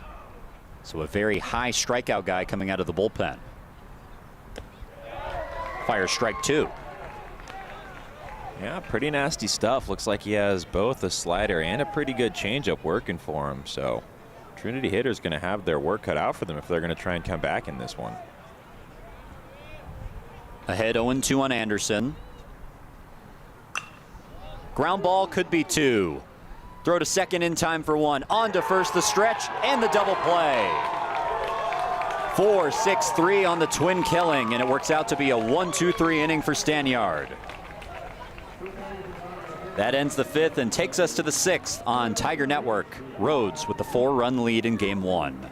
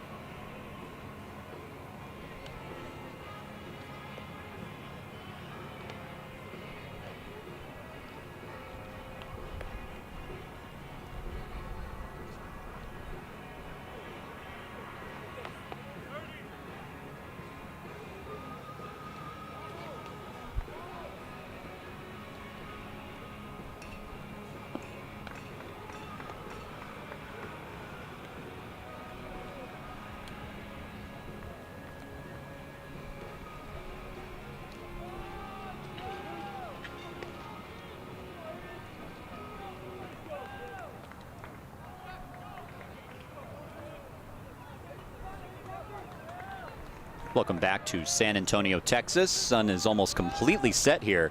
The light's starting to take effect as Cooper Angley, the catcher, will lead things off for the Lynx. First pitch misses everything for ball one.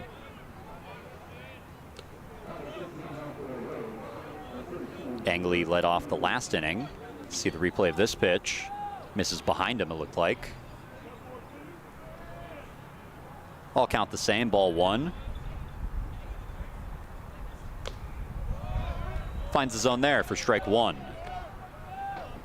Angley 1 for 2 today, a base hit that came in the third inning. Was hit by a pitch in the fifth. Came around to score a run.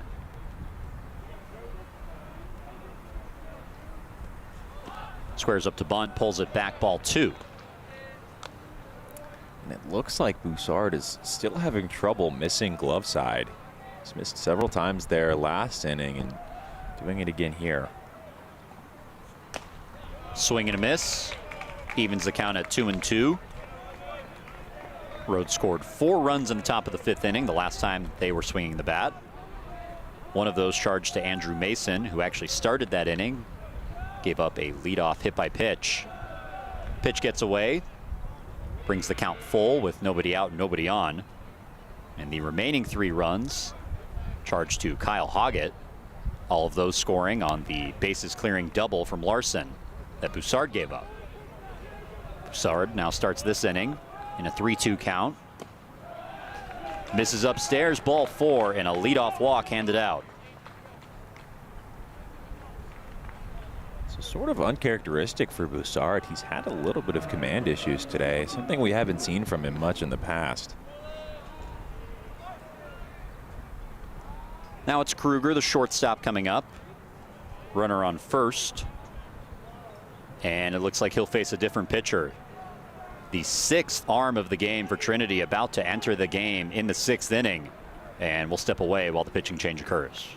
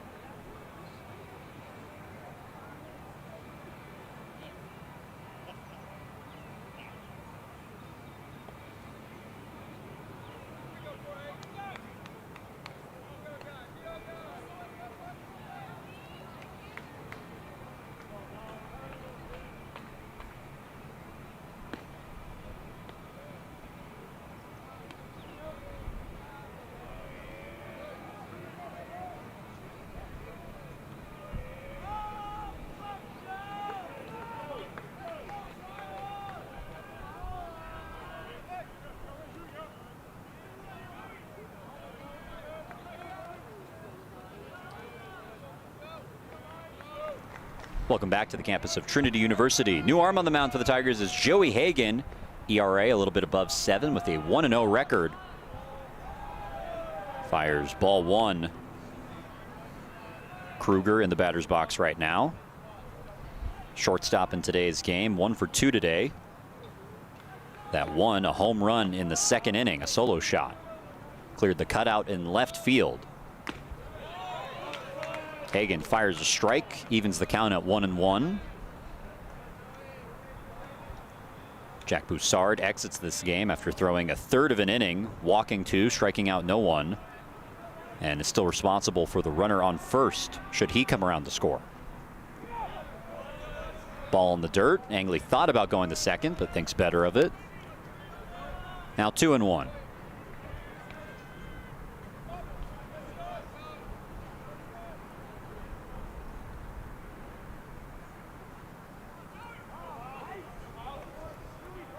Hagen waiting to throw the 2-1 pitch.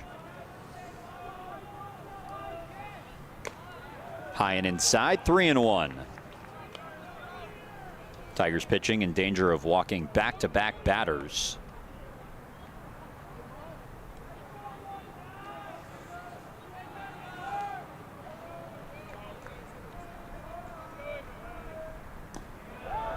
And that misses, ball 4.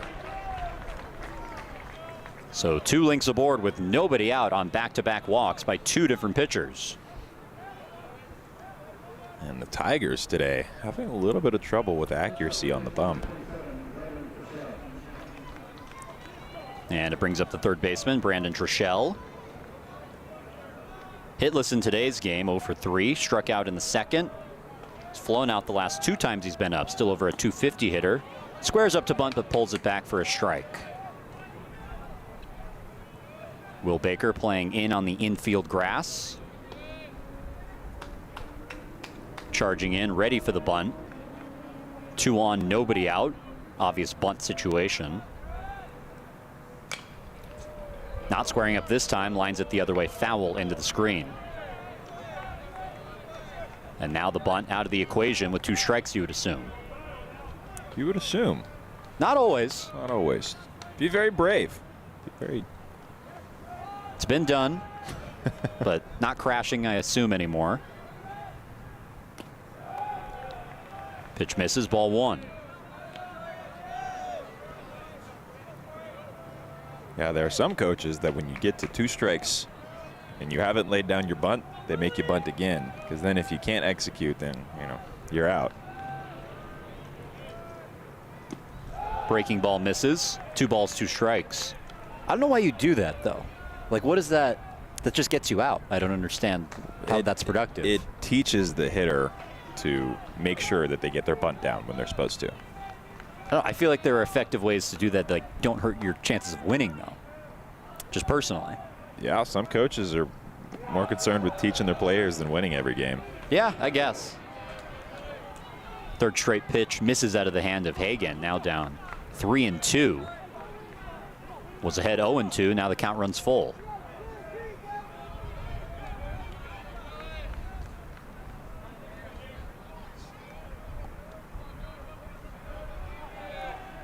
The 3-2 pitch.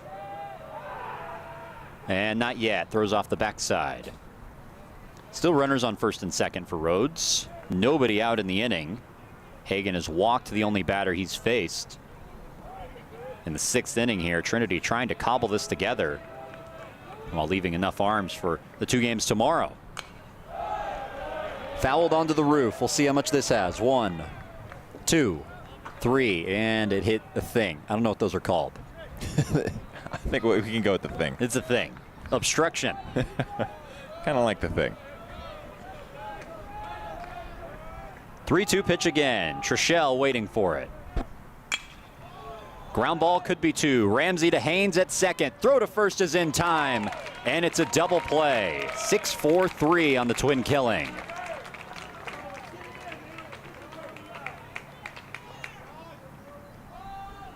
And Hagen might have some hugs to give after this inning. That was a very smooth double play. If they don't get that, he's in a much more difficult spot. Baker able to stretch to the side to finish that one off.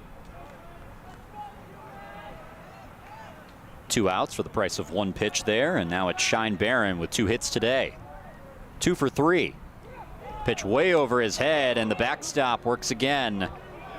Angley wise to it, though.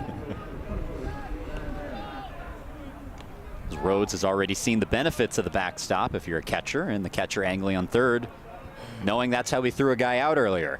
At what point do we start giving defensive stats to the backstop?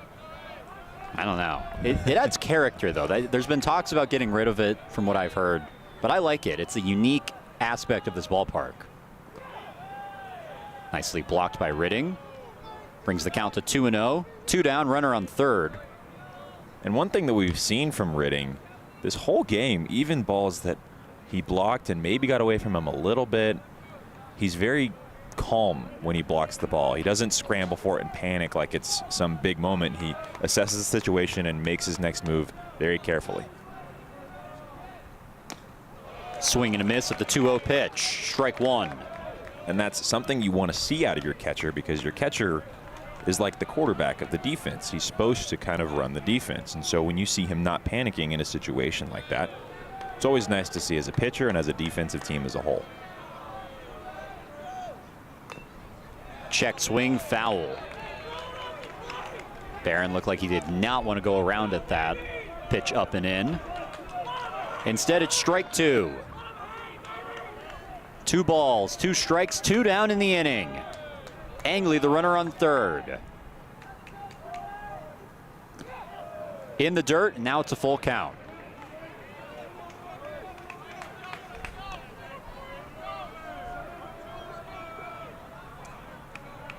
And I think for the Tigers, it's just gotten to a point where we take it for granted now. Just the competency behind the plate from Ritting, just nothing getting by him. It's almost expected at this point. Swing and a miss at the 3-2 pitch, and it ends the inning. So after allowing the first 2 batters to reach in the frame, Hagan gets out of the jam with nothing allowed. Rhodes still up 4 as we head to the bottom of the 6th on Tiger Network.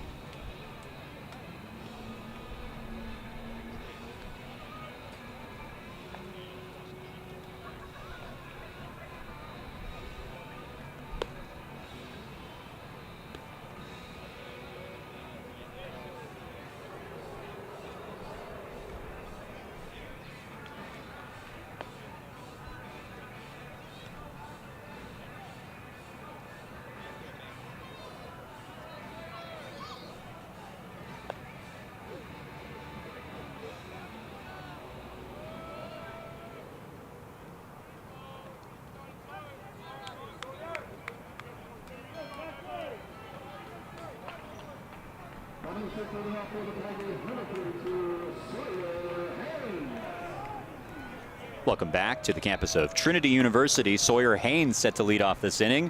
314 hitter on the year, 0 for 1 today, as reached by a hit by pitch in the 3rd inning. That was the last time he was up.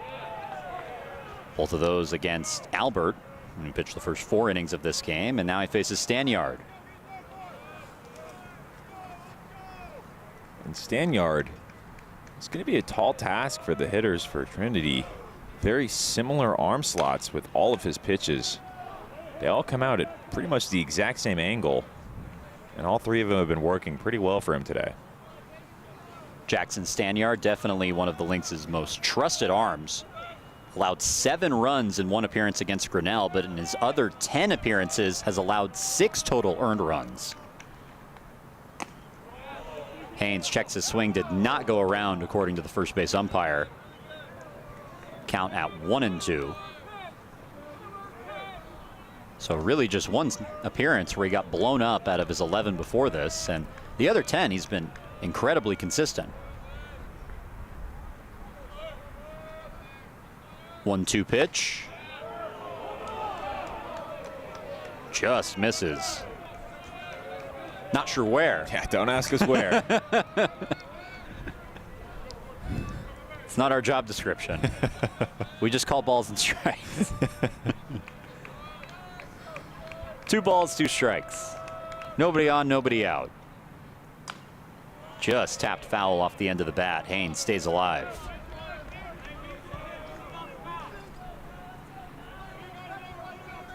Good job to stay alive there. Again, that's one of those that there's not much you can do with it if you get a hold of it, but you can't take it because it's kind of 50-50 there. Another 2-2 pitch. In the dirt and outside. Count runs full. Matthias Ridding waiting on deck. He has a 2-run single in this game. See if he gets up to the plate with a guy on.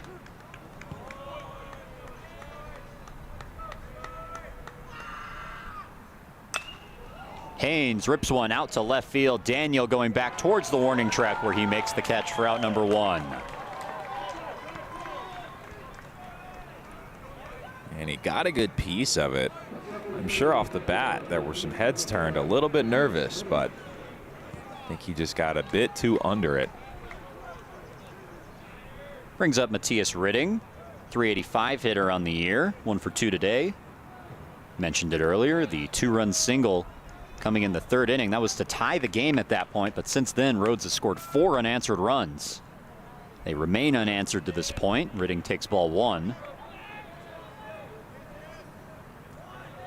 And Ridding been doing his absolute best this game to keep this game within reach for the Tigers. Behind the plate, been absolutely stellar, and then at the plate as well. Strike called. Evens the count at 1-1. One thing that's been missing from this game is the wind. Not a lot of wind. No wind. Yeah, I haven't been hearing it in our microphones. Not at all, no. We didn't even have to tie you down. No, not this time. Pitch outside, 2-1. Yeah, the tarp up with no problem. Nice breeze.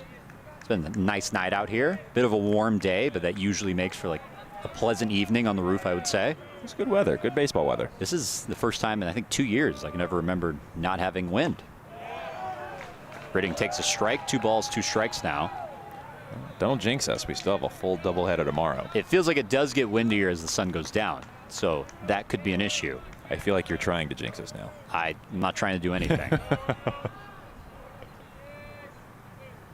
Swing and a miss. That's strike 3. First strikeout of Stanyard's outing, and there's 2 away.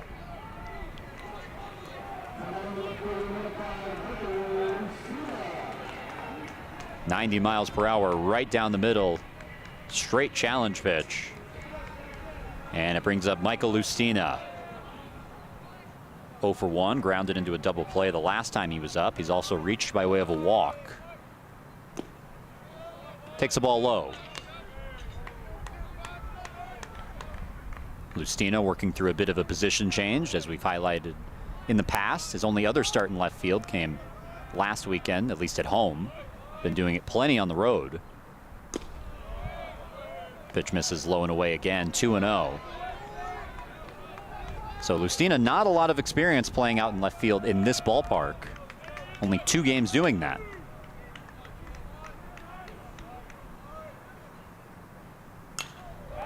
Fouls this one the other way on the roof. 1, 2, and it hit something. Another thing. Another thing. Different thing. Different thing. Not the other thing. Not the other There's thing. a lot of things up here. Or the same thing, but an entirely separate thing. Separate thing. Completely. Here's a high chopper. Trishelle spinning and throwing in time. And it's a 1-2-3 inning for Stanyard. Sends us to the 7th on Tiger Network. Trinity down by 4 in game 1.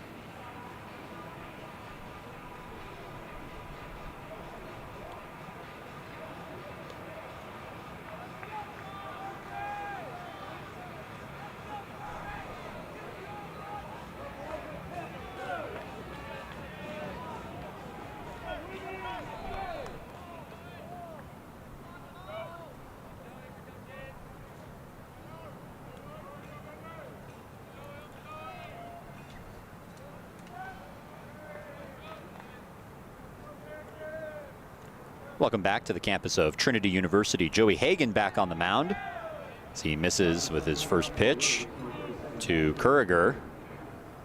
Cooper Kuriger 0 for 1 today, a .314 hitter on the year. Walked the last time he was up. He's also been hit by a pitch, so he's reached twice without getting a hit. Trying to reach for the 3rd time today as he sends a fly ball to right center field. Evan Kuhl making the call and the catch for out number 1. I'm surprised we didn't get an oh yeah from you after that one. That wasn't quite. It wasn't oh it yeah. Needs to meet the standard, I think. Okay. He probably needs to end up on the ground. I'm just going to say that. On the ground, or if he robs a home run, that would do it. I don't do it offensively enough. That's the one thing I noticed, because he did have a 2-run double, and I didn't say oh yeah after that. So if he does that, watch out. It's coming. Is it on the ground by any manner? Like if he just falls, or you? Well, it's like a diving catch. Okay. Austin Smith up 1 for 2. But yeah, it's got to be an oh yeah moment. Okay. He just can't catch it. I feel like then the call loses its power. Yeah. Pitch high and inside, 1-1. Austin Smith, the 9-hole hitter today.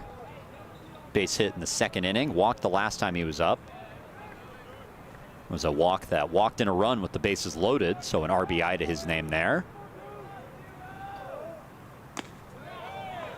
Pitch misses outside, 2-1.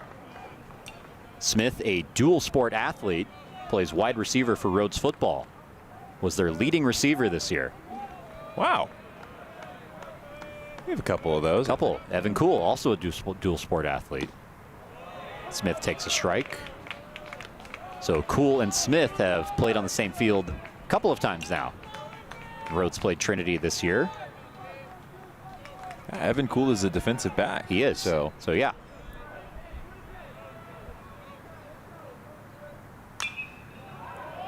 This is lined out of play into the screen and foul over the Rhodes bullpen and right.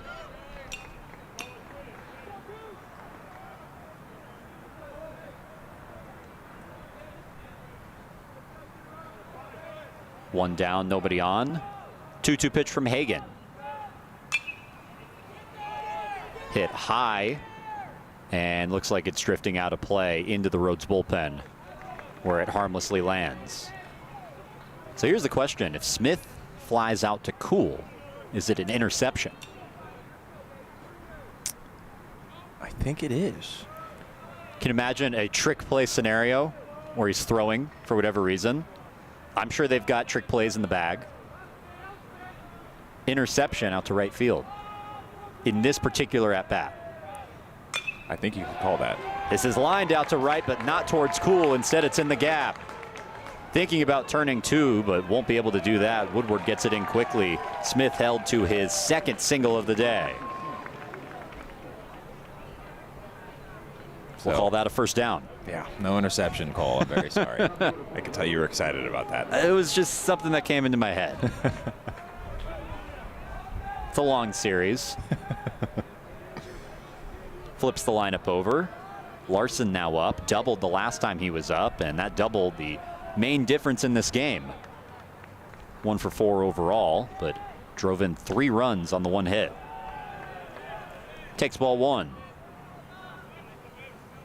Smith, a serious base stealer this season. 14 of them this year. Gets a big lead at first. He's only been caught 3 times.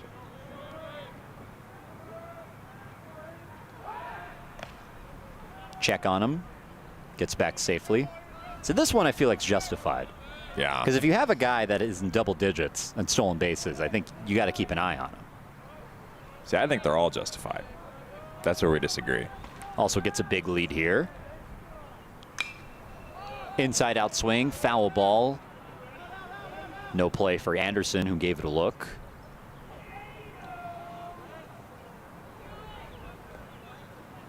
Rhodes trying to extend this lead, out hitting Trinity 8-5. They lead 7-3.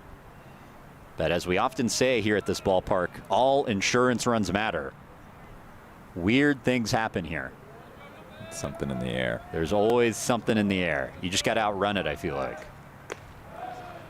Pitch outside, 2-1. And the best way to do that is adding on. Would you say you can feel it coming in the air tonight? Hello? I don't know the words. I don't know the background music. I have to look up what they actually say. I just know it's like, Yeah, you got it. Yeah, I think I'm pretty sure that's it. That's the tempo, but I feel like they're saying something. I don't know. I'm not very cultured. 3-1. Misses, that's ball 4, and back-to-back links have reached in the 7th. You might be right. I think it's just, oh yeah. Is it oh yeah? I think it's just not like Evan. Oh Cool, yeah. Oh yeah.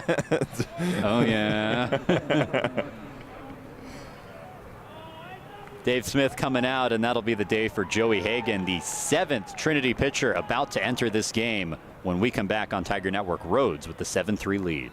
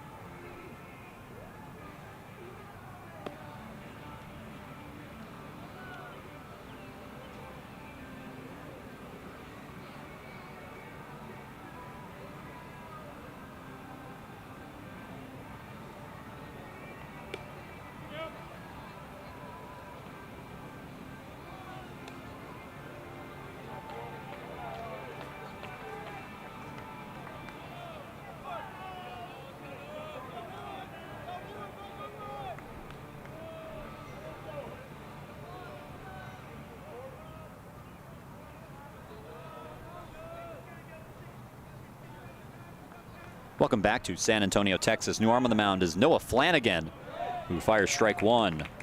0-1 record, as you saw the numbers on your screen. He faces Corbin Martins, arguably the most prolific bat in this Rhodes lineup. Comes in with one down in the inning, 2 runners aboard. Misses there.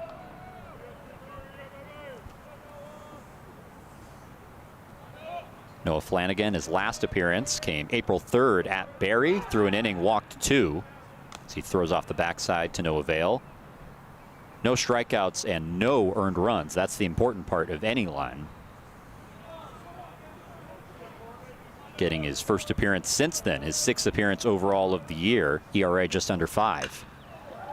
This is rocketed out to right field. Back at the wall. Evan Kuhl makes the catch, going back on the warning track. Oh, yeah. There it is. There it is. I knew it was coming, too. That was an impressive catch. We're on record watch for Martins. Nearly had his 14th home run of the year. Just missed it. And Kuhl takes away extra bases. That was a very awkward catch that he made. It was super impressive. I don't know how he was able to do that. Hand-eye coordination on full display there.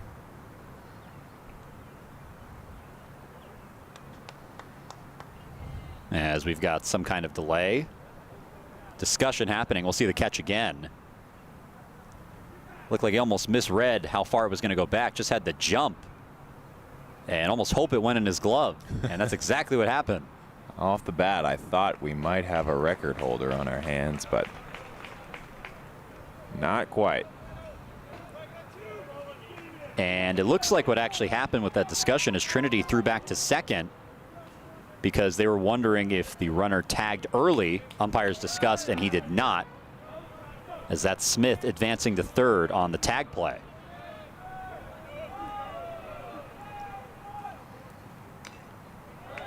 Swinging a foul ball off the bat of Ben Daniel. Daniel, who's reached twice in this game, 1 for 3 overall, 373 hitter with 21 runs batted in. He's also been hit by a pitch today. But that was the meeting and what it was for. We have a lot of meetings we don't know what they're for. D3 umpiring crews. But that one, Trinity appealed that Smith left too soon, did not. So he's still at third. Runners at the corners, 2 down in the inning. Flanagan trying to hold this deficit. Check on the runner at first. And Larson, who gets back safely. Larson waiting on first. Smith waiting on third. Breaking ball, and the bunt gets down. Bobble, and he's safe. Smith scores from third, and it's 8-3. They drop the bunt with 2 down in the inning, and it gets him a run. Yeah, looks like it tied him up a little bit. Couldn't decide whether he was going to pick it up with the glove or the hand, and just kind of got stuck there. They do flash the E on the scoreboard, an E1. The 3rd error of the game for Trinity. Fires strike 1 to Angley, the catcher who's reached in his last 3 plate appearances. Got the hat trick of sorts, a base hit, hit by pitch, and a walk. Pitch way up and inside. Angley has to get out of the way. 1 ball, 1 strike. Runners on first and second. Rhodes has tacked on a valuable insurance run here in the 7th, up 8-3.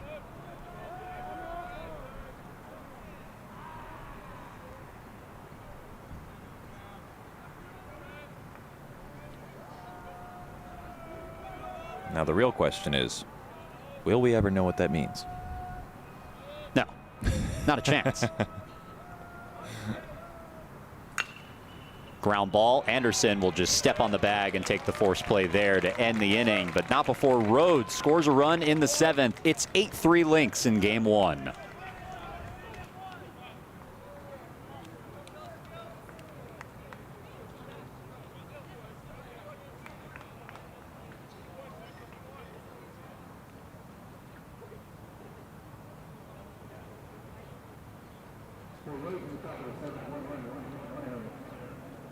players left on base. We go to the bottom of the 7th. Rhodes leads 8-3.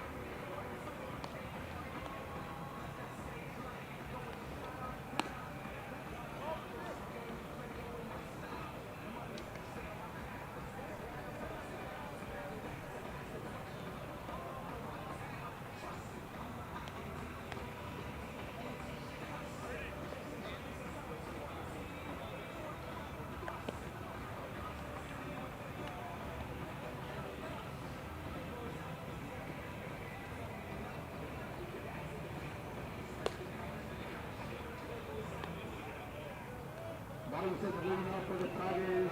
Shortstop number 29, John Ramsey.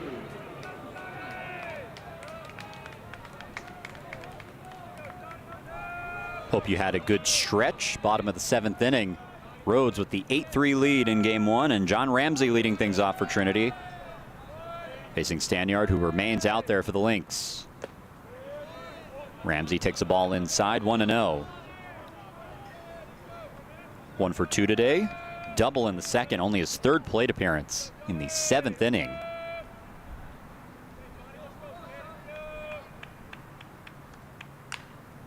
Check swing, and it stays fair, and it's out number 1. I believe that's the 2nd time that's happened to Ramsey, actually.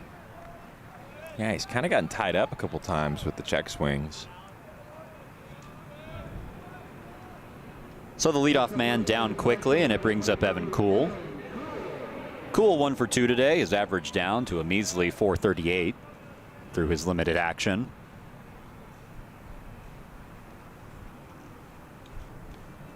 And it looks like we have another delay.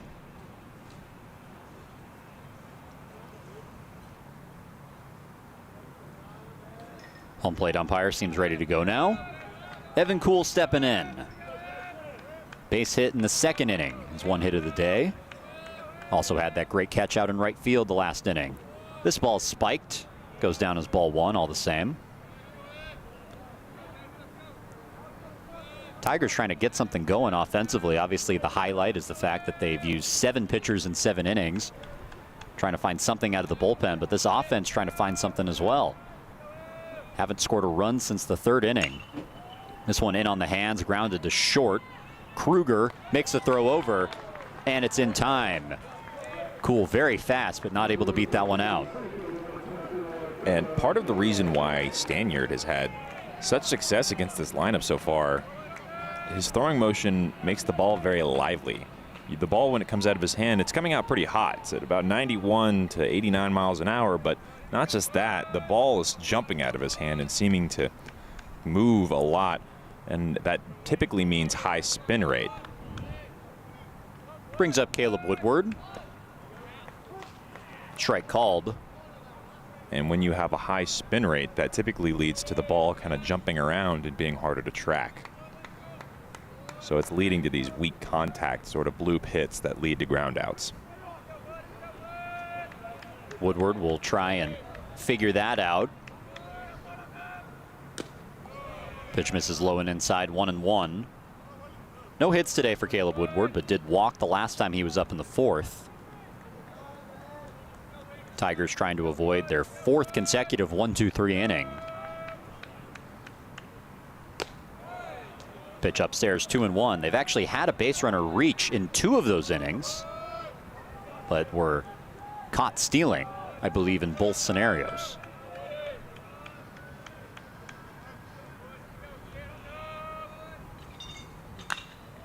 Woodward sends a fly ball to center field. Smith going back on it. stops just shy of the warning track and makes the catch for out number 3. The lead stays where it is for Rhodes. They lead 8-3 as it sends us to the 8th on Tiger Network.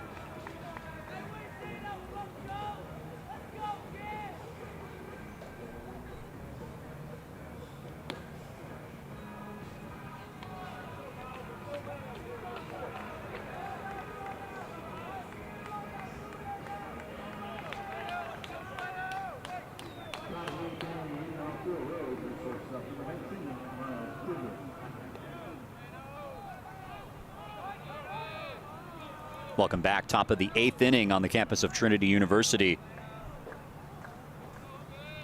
Kruger, the shortstop, up. Takes a ball. Miles Kruger so far today, 1 for 2. Has walked twice and hit a home run. Facing Noah Flanagan, native of Norman, Oklahoma, who's back out there.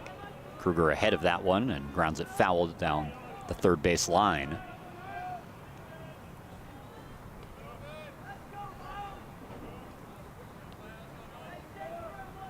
Count 1-1. Rhodes able to get a valuable insurance run in the 7th inning as that hits him on the head. Kruger tried to get out of the way, but instead is the leadoff base runner as he gets plunked by Flanagan. And I don't think the Trinity dugout is convinced that that actually hit him. I think they're saying it hit the bat. Definitely made a noise, but they are claiming it hit the bat, and we'll see it here. Oh, I think they're right. Yeah. See it again. Where this makes contact goes over his, or to the side of his head right there, and I think it hits the bat. Yeah. Right there. And they're going to have a discussion on the mound about it now. The Trinity dugout very adamant that that did not hit him. And they appear to be right, but there's no replay review. Yes, I mean, they can't really overturn it. They're just going to discuss and see what everybody saw. And they do call foul ball, so the call has changed.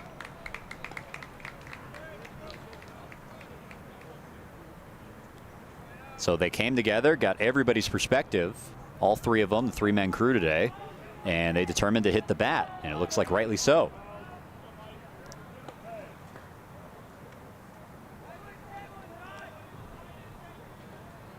So the leadoff man in Kruger has not reached yet, as now we'll have a conversation with the Rhodes coaching staff about what just happened.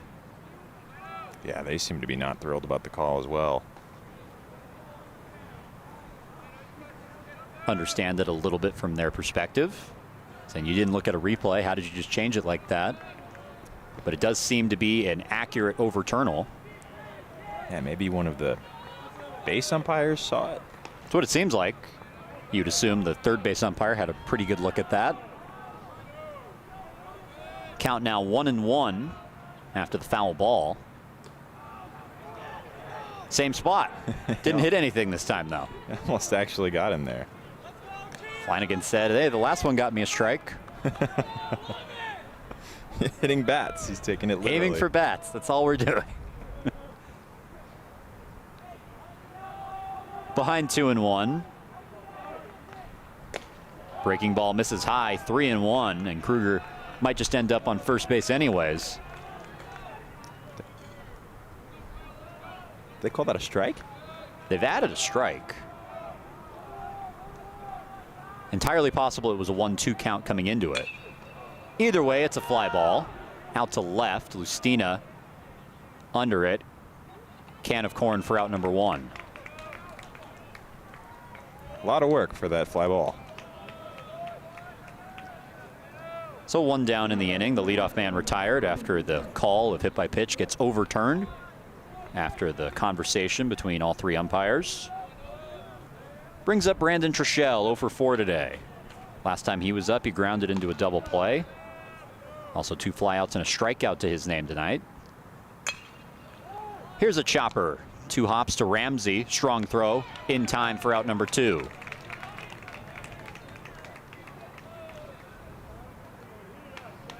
So Flanagan quickly working here. Get a couple of outs, see if he can finish out this inning.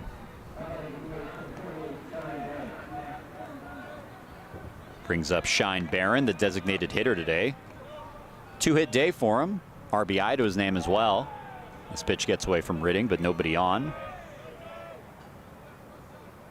2 for 4, and he's risen his average to a very respectable 273. Started today with a strikeout. After that strikeout, his average was at 211. Flanagan fires a strike, 1-1. Of course, this is only Barron's 8th appearance of the year. So that'll happen. Yeah, each at bat's going to have a lot of bearing on that average. Big swing and a miss at this pitch. Down 1-2 now. Flanagan trying to work an unorthodox 1-2-3 inning.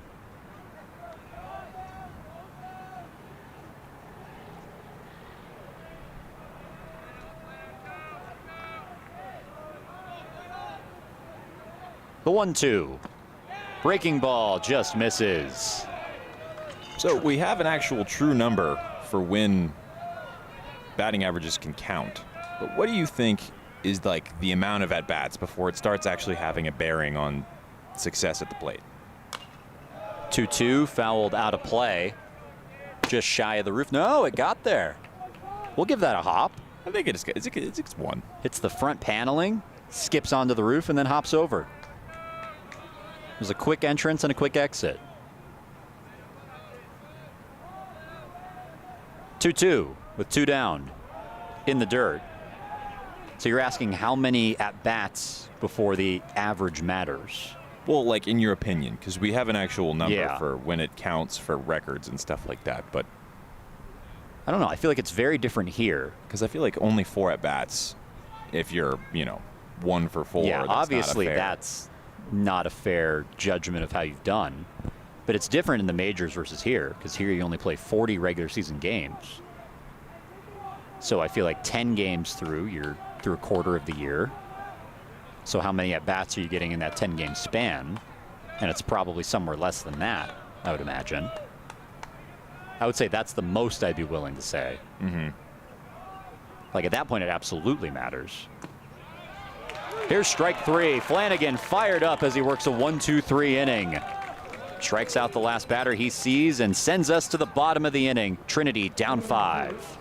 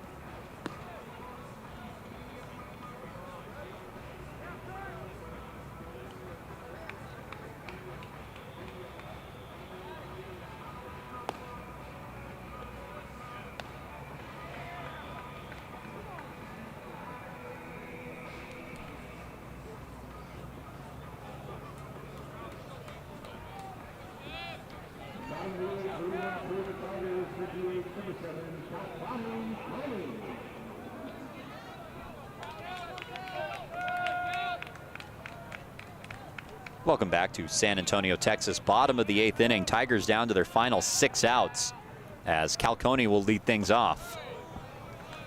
Takes ball 1.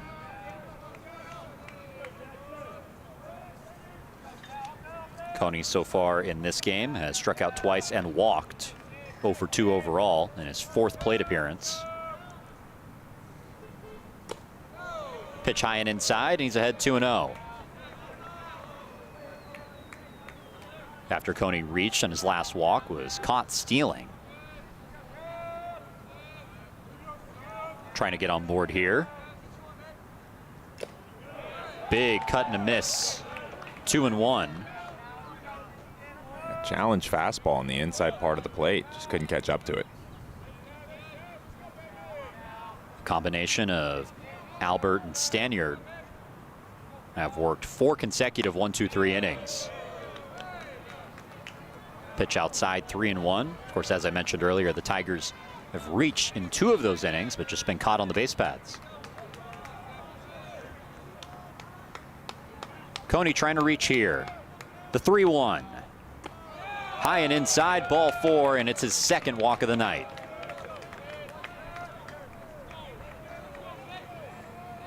See if that gets things going here in the 8th inning, and it's Will Baker. Baker, who has reached in all 3 of his plate appearances. 2 for 2 today. 2 singles, has also walked.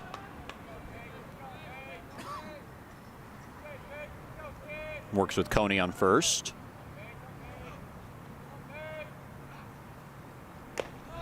Takes ball 1. Of course, the last time this part of the order was up, it was an interesting 1-2-3 inning. As we've got a member of the Rhodes coaching staff running out there. A full infield and battery discussion. Stanyard's been very effective tonight, but he allowed the leadoff walk. First base runner he's allowed since he allowed Will Baker to reach by way of a base hit. Came all the way back in the 5th.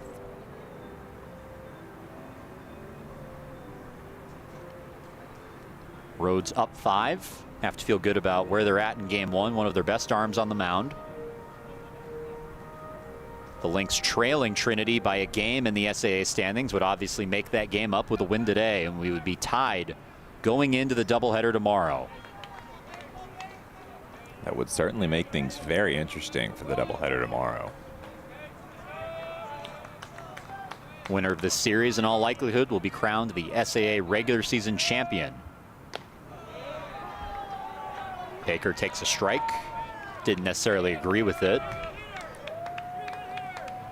So if Rhodes takes 1 and Trinity takes 1 tomorrow, they're tied in overall record, but Rhodes has the win over Trinity, so that puts them first, correct? I believe that's what would happen. Okay.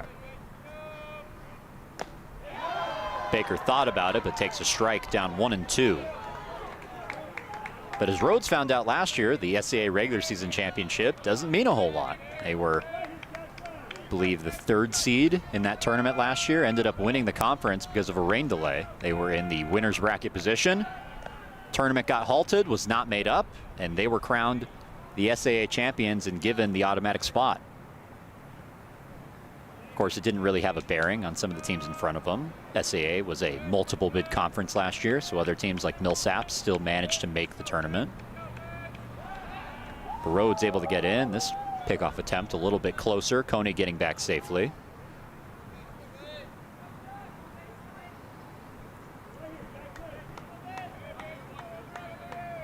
Two-one pitch to Baker, or excuse me, 1-2.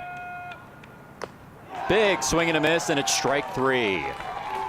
First time Will Baker's been retired today, and there's 1 down in the inning. And he's just been so effective today with those breaking balls and the changeup that he's been working with, in addition to his fastball that he's gotten up to 91 miles an hour. It's that late life that he has on it that's really done him in.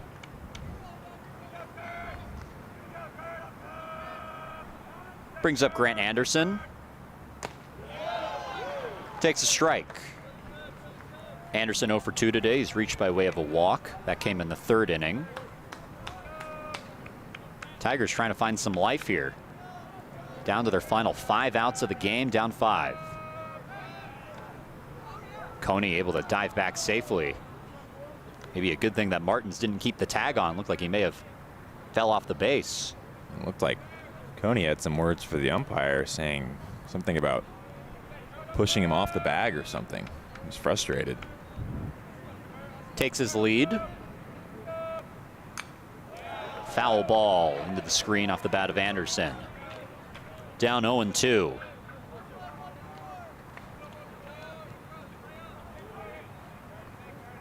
Stanyard, a high strikeout guy.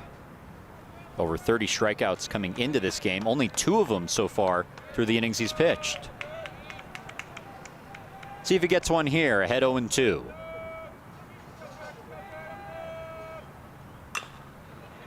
This is hit out into right field. Smith giving his best effort, and he makes the catch on the run. The ranging play from Smith out in center field, and there's 2 down in the inning. And he showed you right there why he plays receiver about 1,000,000 miles an hour to get into that gap. Off the bat, I was sure it was down. Looked really good, but Smith able to take away extra bases in all likelihood, and maybe even a run if it gets all the way to the wall. And it's so frustrating when a guy is on like this, commanding all of his pitches well, and then you get good contact like that, and someone makes a great play like that. Sawyer Haynes takes the ball outside. Stanyard would be in line for the win if this score holds. Came into the 5th inning.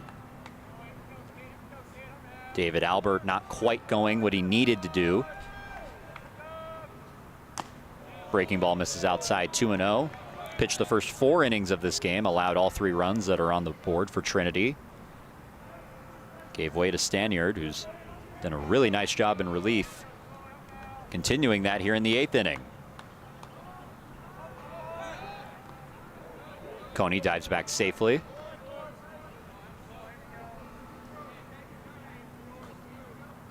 Jackson Stanyard only has 1 win on his ledger so far this year, would be his 2nd. Ahead 2-0. Way out ahead of this, and foul onto the roof of the batting cage is out of play. So if Stanyard is able to go till the end of this game, at what point do you separate a relief pitcher from a closer? Do you think you still call him a closer because he closed out the game even though he went that is several innings? Fascinating question that Trinity specifically will have to answer with the way they use their pitchers. Haynes sends a fly ball out to center field. This is a much easier play for Smith. Camps under it and makes the catch that ends the inning. Sends us to the 9th in San Antonio. Rhodes in complete command in game 1.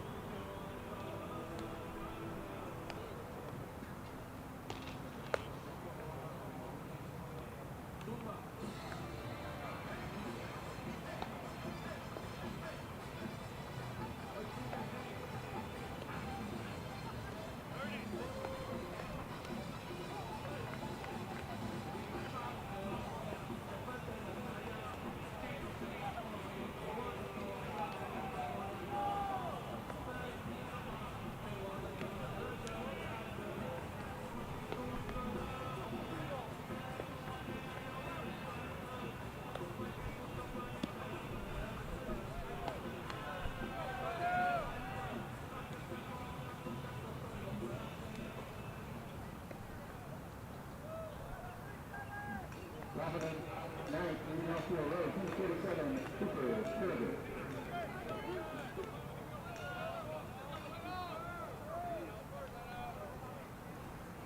Welcome back to the campus of Trinity University. Top of the 9th inning, Rhodes trying to add on to a 5-run lead in game 1. Cooper Kroger leading things off and taking strike 1. Noah Flanagan ending the 8th inning with a strikeout looking. He's fired up leaving the mound, trying to continue some of that momentum here into the 9th. Misses up and inside. 1 ball, 1 strike. Kroger has reached twice. A walk and a hit by pitch, 0 for 2 overall. Flanagan trying to deal with the bottom of this lineup, which is not any normal bottom of the lineup. Pitch misses away. 2-1. You have Kroger, who's hitting well over 300, and Smith, who's hitting over 400 in the 9-hole. So this is almost like the leadoff spot in the Rhodes order. Deceptive 9-hole. But Flanagan so far done a good job containing the Rhodes offense. Just trying to get to that bottom of the 9th inning to give Trinity a chance to potentially come back. Through a 1-2-3-8, came into the 7th. This is lined out to center field. Woodward coming in, diving and making the catch. Maybe misread it at first, but Caleb Woodward able to recover for out number 1. Very nice diving play. Yeah, it looked like he took a couple of steps to his left. Able to recover and dive in just on the top of the Trinity logo. And I think it was slicing a little bit. And that's hard to see off the bat, the ball slicing, until you start to read it in the air. So 5 consecutive Rhodes links retired by Noah Flanagan, and now it's Austin Smith. Takes ball 1. Smith recorded 2 of the 3 outs in the bottom of the 8th inning out in center field. One of them way harder than the other one.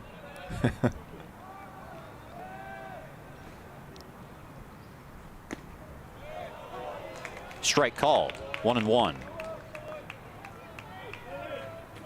Smith has reached 3 times today. 2 base hits and an RBI walk as well, with the bases loaded.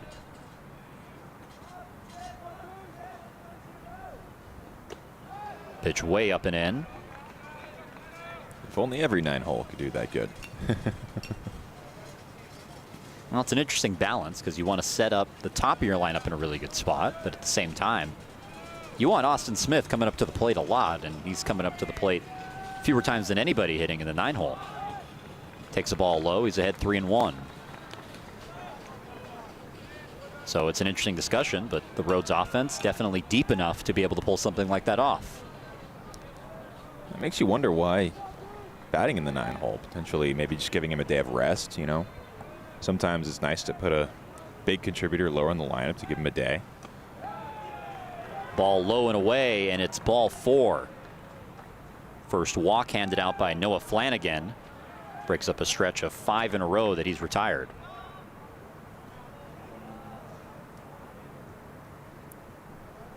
And that'll be his day.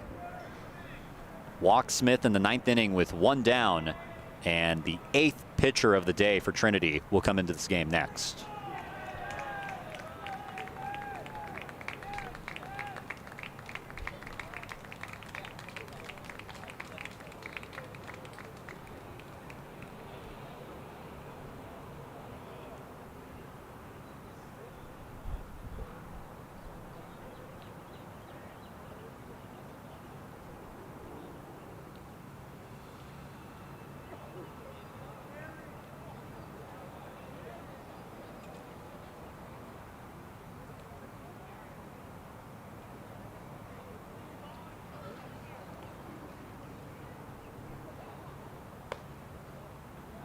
Now pitching for the Tigers, Ryan Rangel.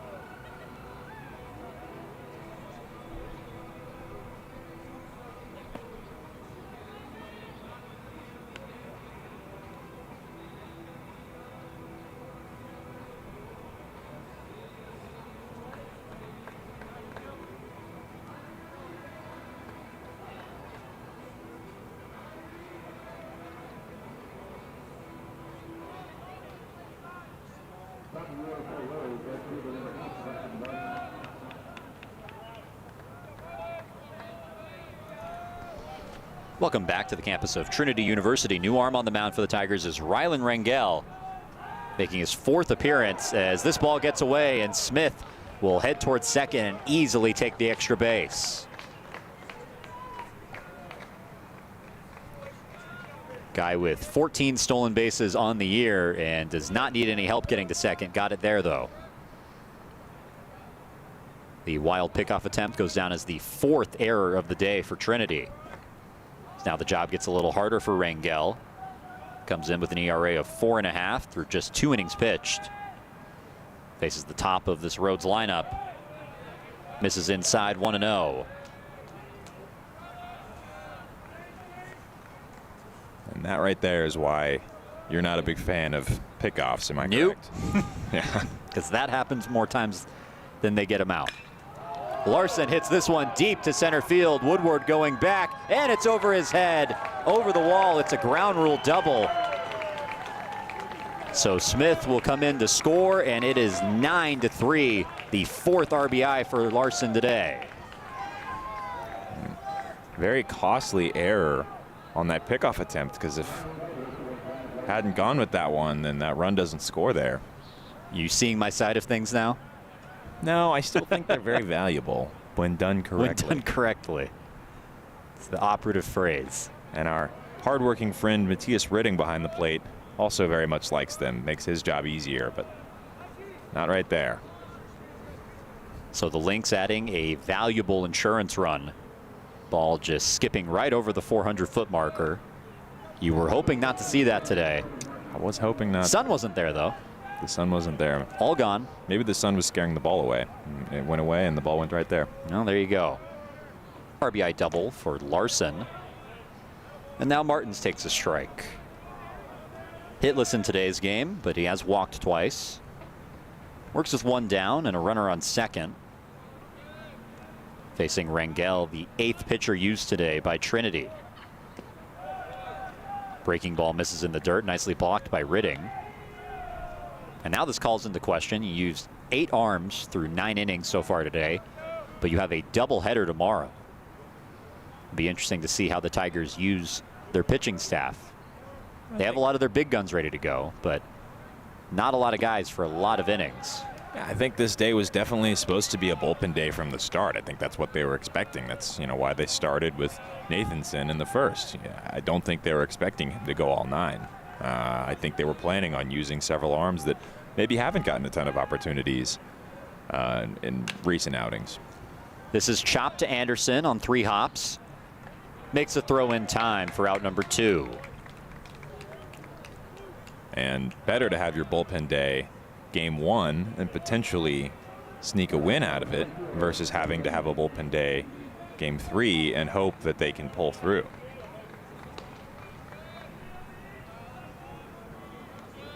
Additionally, a late season bullpen day like this allows younger pitchers that maybe haven't gotten as many opportunities to potentially solidify a spot in the playoff season. Ground ball. Ramsey fields it behind second base and makes the throw that ends the inning. Gets Ben Daniel, robs him of a base hit and an RBI to take us to the bottom of the 9th. Tigers down 6 when we come back. Maybe a rally in store.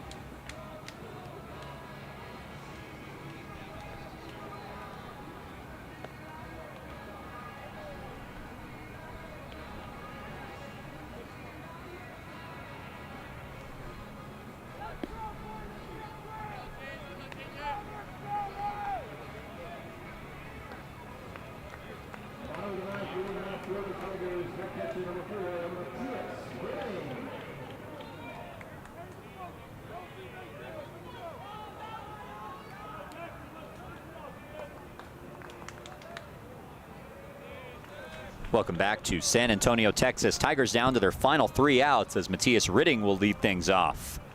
Ritting 1 for 3 today, a .381 hitter on the year. Takes a ball upstairs. Ritting has driven in 2 of the 3 Tigers runs today. Stanyard still out there for Rhodes, trying to close this game out and earn himself a victory. Strike called on the breaking ball, 1-1. It's going to take a lot of base runners for Trinity to come back in this one. Well, we're doing our part, Cole. We have our rally tarps on, so. Ready to roll. Ritting pops this one up. Doesn't look like it's playable, and it isn't. Falls on the wrong side of the screen if you're a Rhodes fan. See, maybe no rally tarps. That might have fallen fair. Game of inches.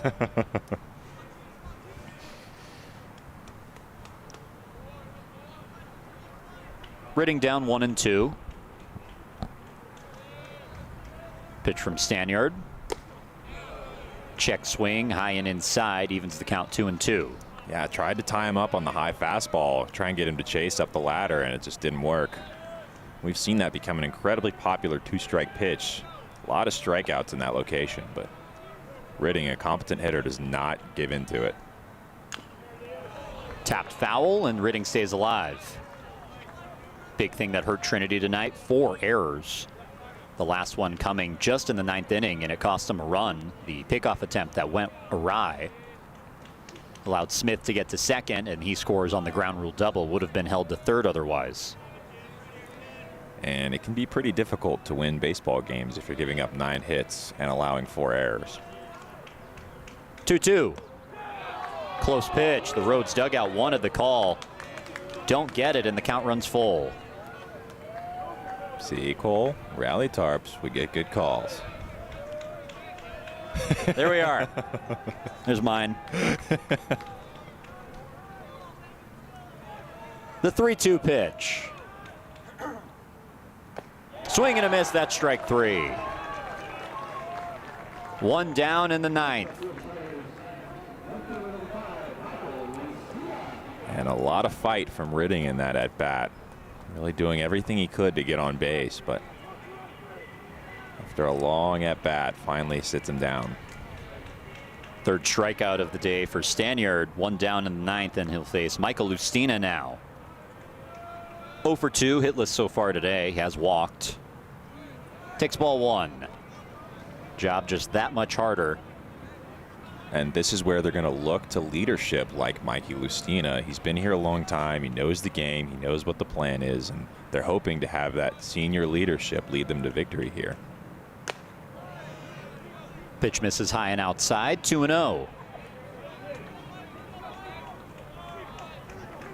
Tigers trying to chip away at this deficit.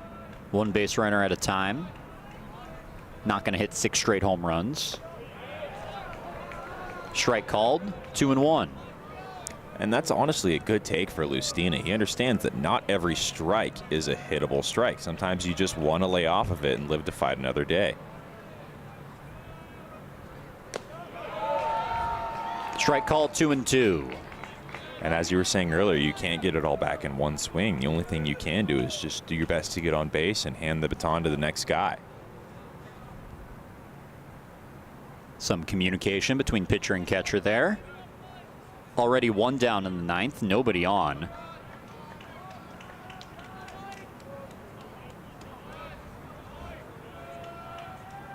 Two. Lustina pops that one up sky high, but drifting well out of play. Looked like some of the Rhodes defenders not exactly knowing where that ball was. Heard the first baseman Martins tell him, hey, it's out of play, you're all good. Well, someone from it sounded like the dugout was trying to give him locations of where to go to catch it, and Martin said, dude, it's out of play. It was over the spectators. You can relax. 2 balls, 2 strikes, 1 down. Lustina rips this one, but it's foul. How about Joey Deering there? Didn't even flinch. Third base coach for the Tigers stands there, arms crossed. Nerves of steel. Not even phased. Might have to check his drawers after that one, though. I don't know if it's true. Fun fact, distant relative of Chuck Norris. No way. You believed me. Just based on that, yeah, sure. Why not? Lustino went around. First base umpire agrees. And back-to-back strikeouts for Stanyard in the 9th inning, 2 away.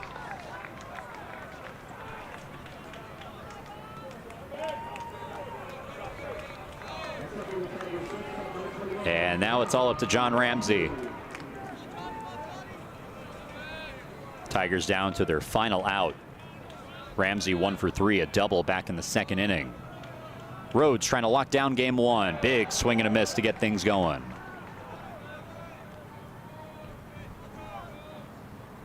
And, you know, you can't get it all back in one swing, but looked like he was trying to there. That one was hack and a half. The 0-1 does it again, down 0-2. Team leader in home runs with 7. Looks like he's going for 8. Trying to find any way on base, down 0-2. Trying to extend this game. Rhodes in a comfortable spot, up 9-3. Tigers down to their final strike. Close pitch, doesn't get the call, and we'll keep going for at least one more pitch.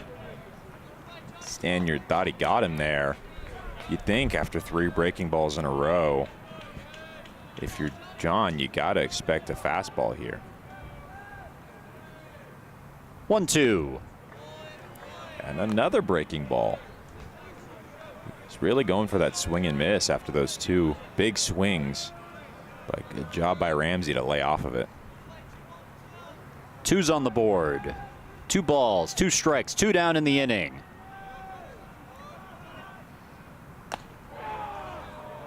Just misses again, and the count runs full.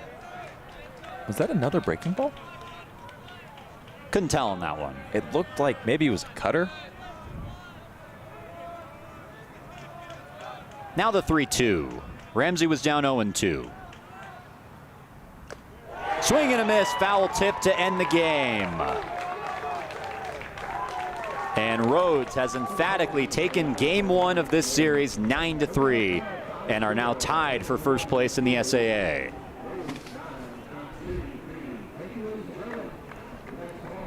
Tigers plate 3 runs in the first 3 innings and do not score again.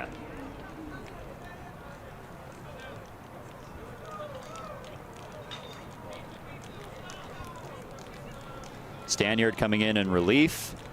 Pitches the final 5 innings of this one and earns the win, his 2nd win of the year. And Paul Nathanson will take the loss, allowing 1 earned run. Yeah, hoping to see a more competitive day from the Tigers tomorrow. Pretty hard to win games when you let up 9 hits and 4 errors. But we'll see what they can do tomorrow to come back from this. Or excuse me, it'll actually be Andrew Mason who takes the loss. Was the bases loaded walk that ended up being the difference in this game, in the game-winning run. That'll do it from us here in San Antonio. Rhodes with the emphatic 9-3 victory here in game 1. We invite you to tune in to game 2 and 3 tomorrow, a doubleheader. Certainly excited for that one, as it'll likely decide who takes first place in the SAA. It'll also be senior day as a bonus. Make sure to tune into that. But that's it for us today. Thanks to everybody who volunteered in the control room, and Ariel Monson, who is out here working on camera, and of course my partner Shepard Tyler, who is out here for all 9 innings. For all those people, I'm Cole Isaacson signing off from San Antonio. We'll see you tomorrow.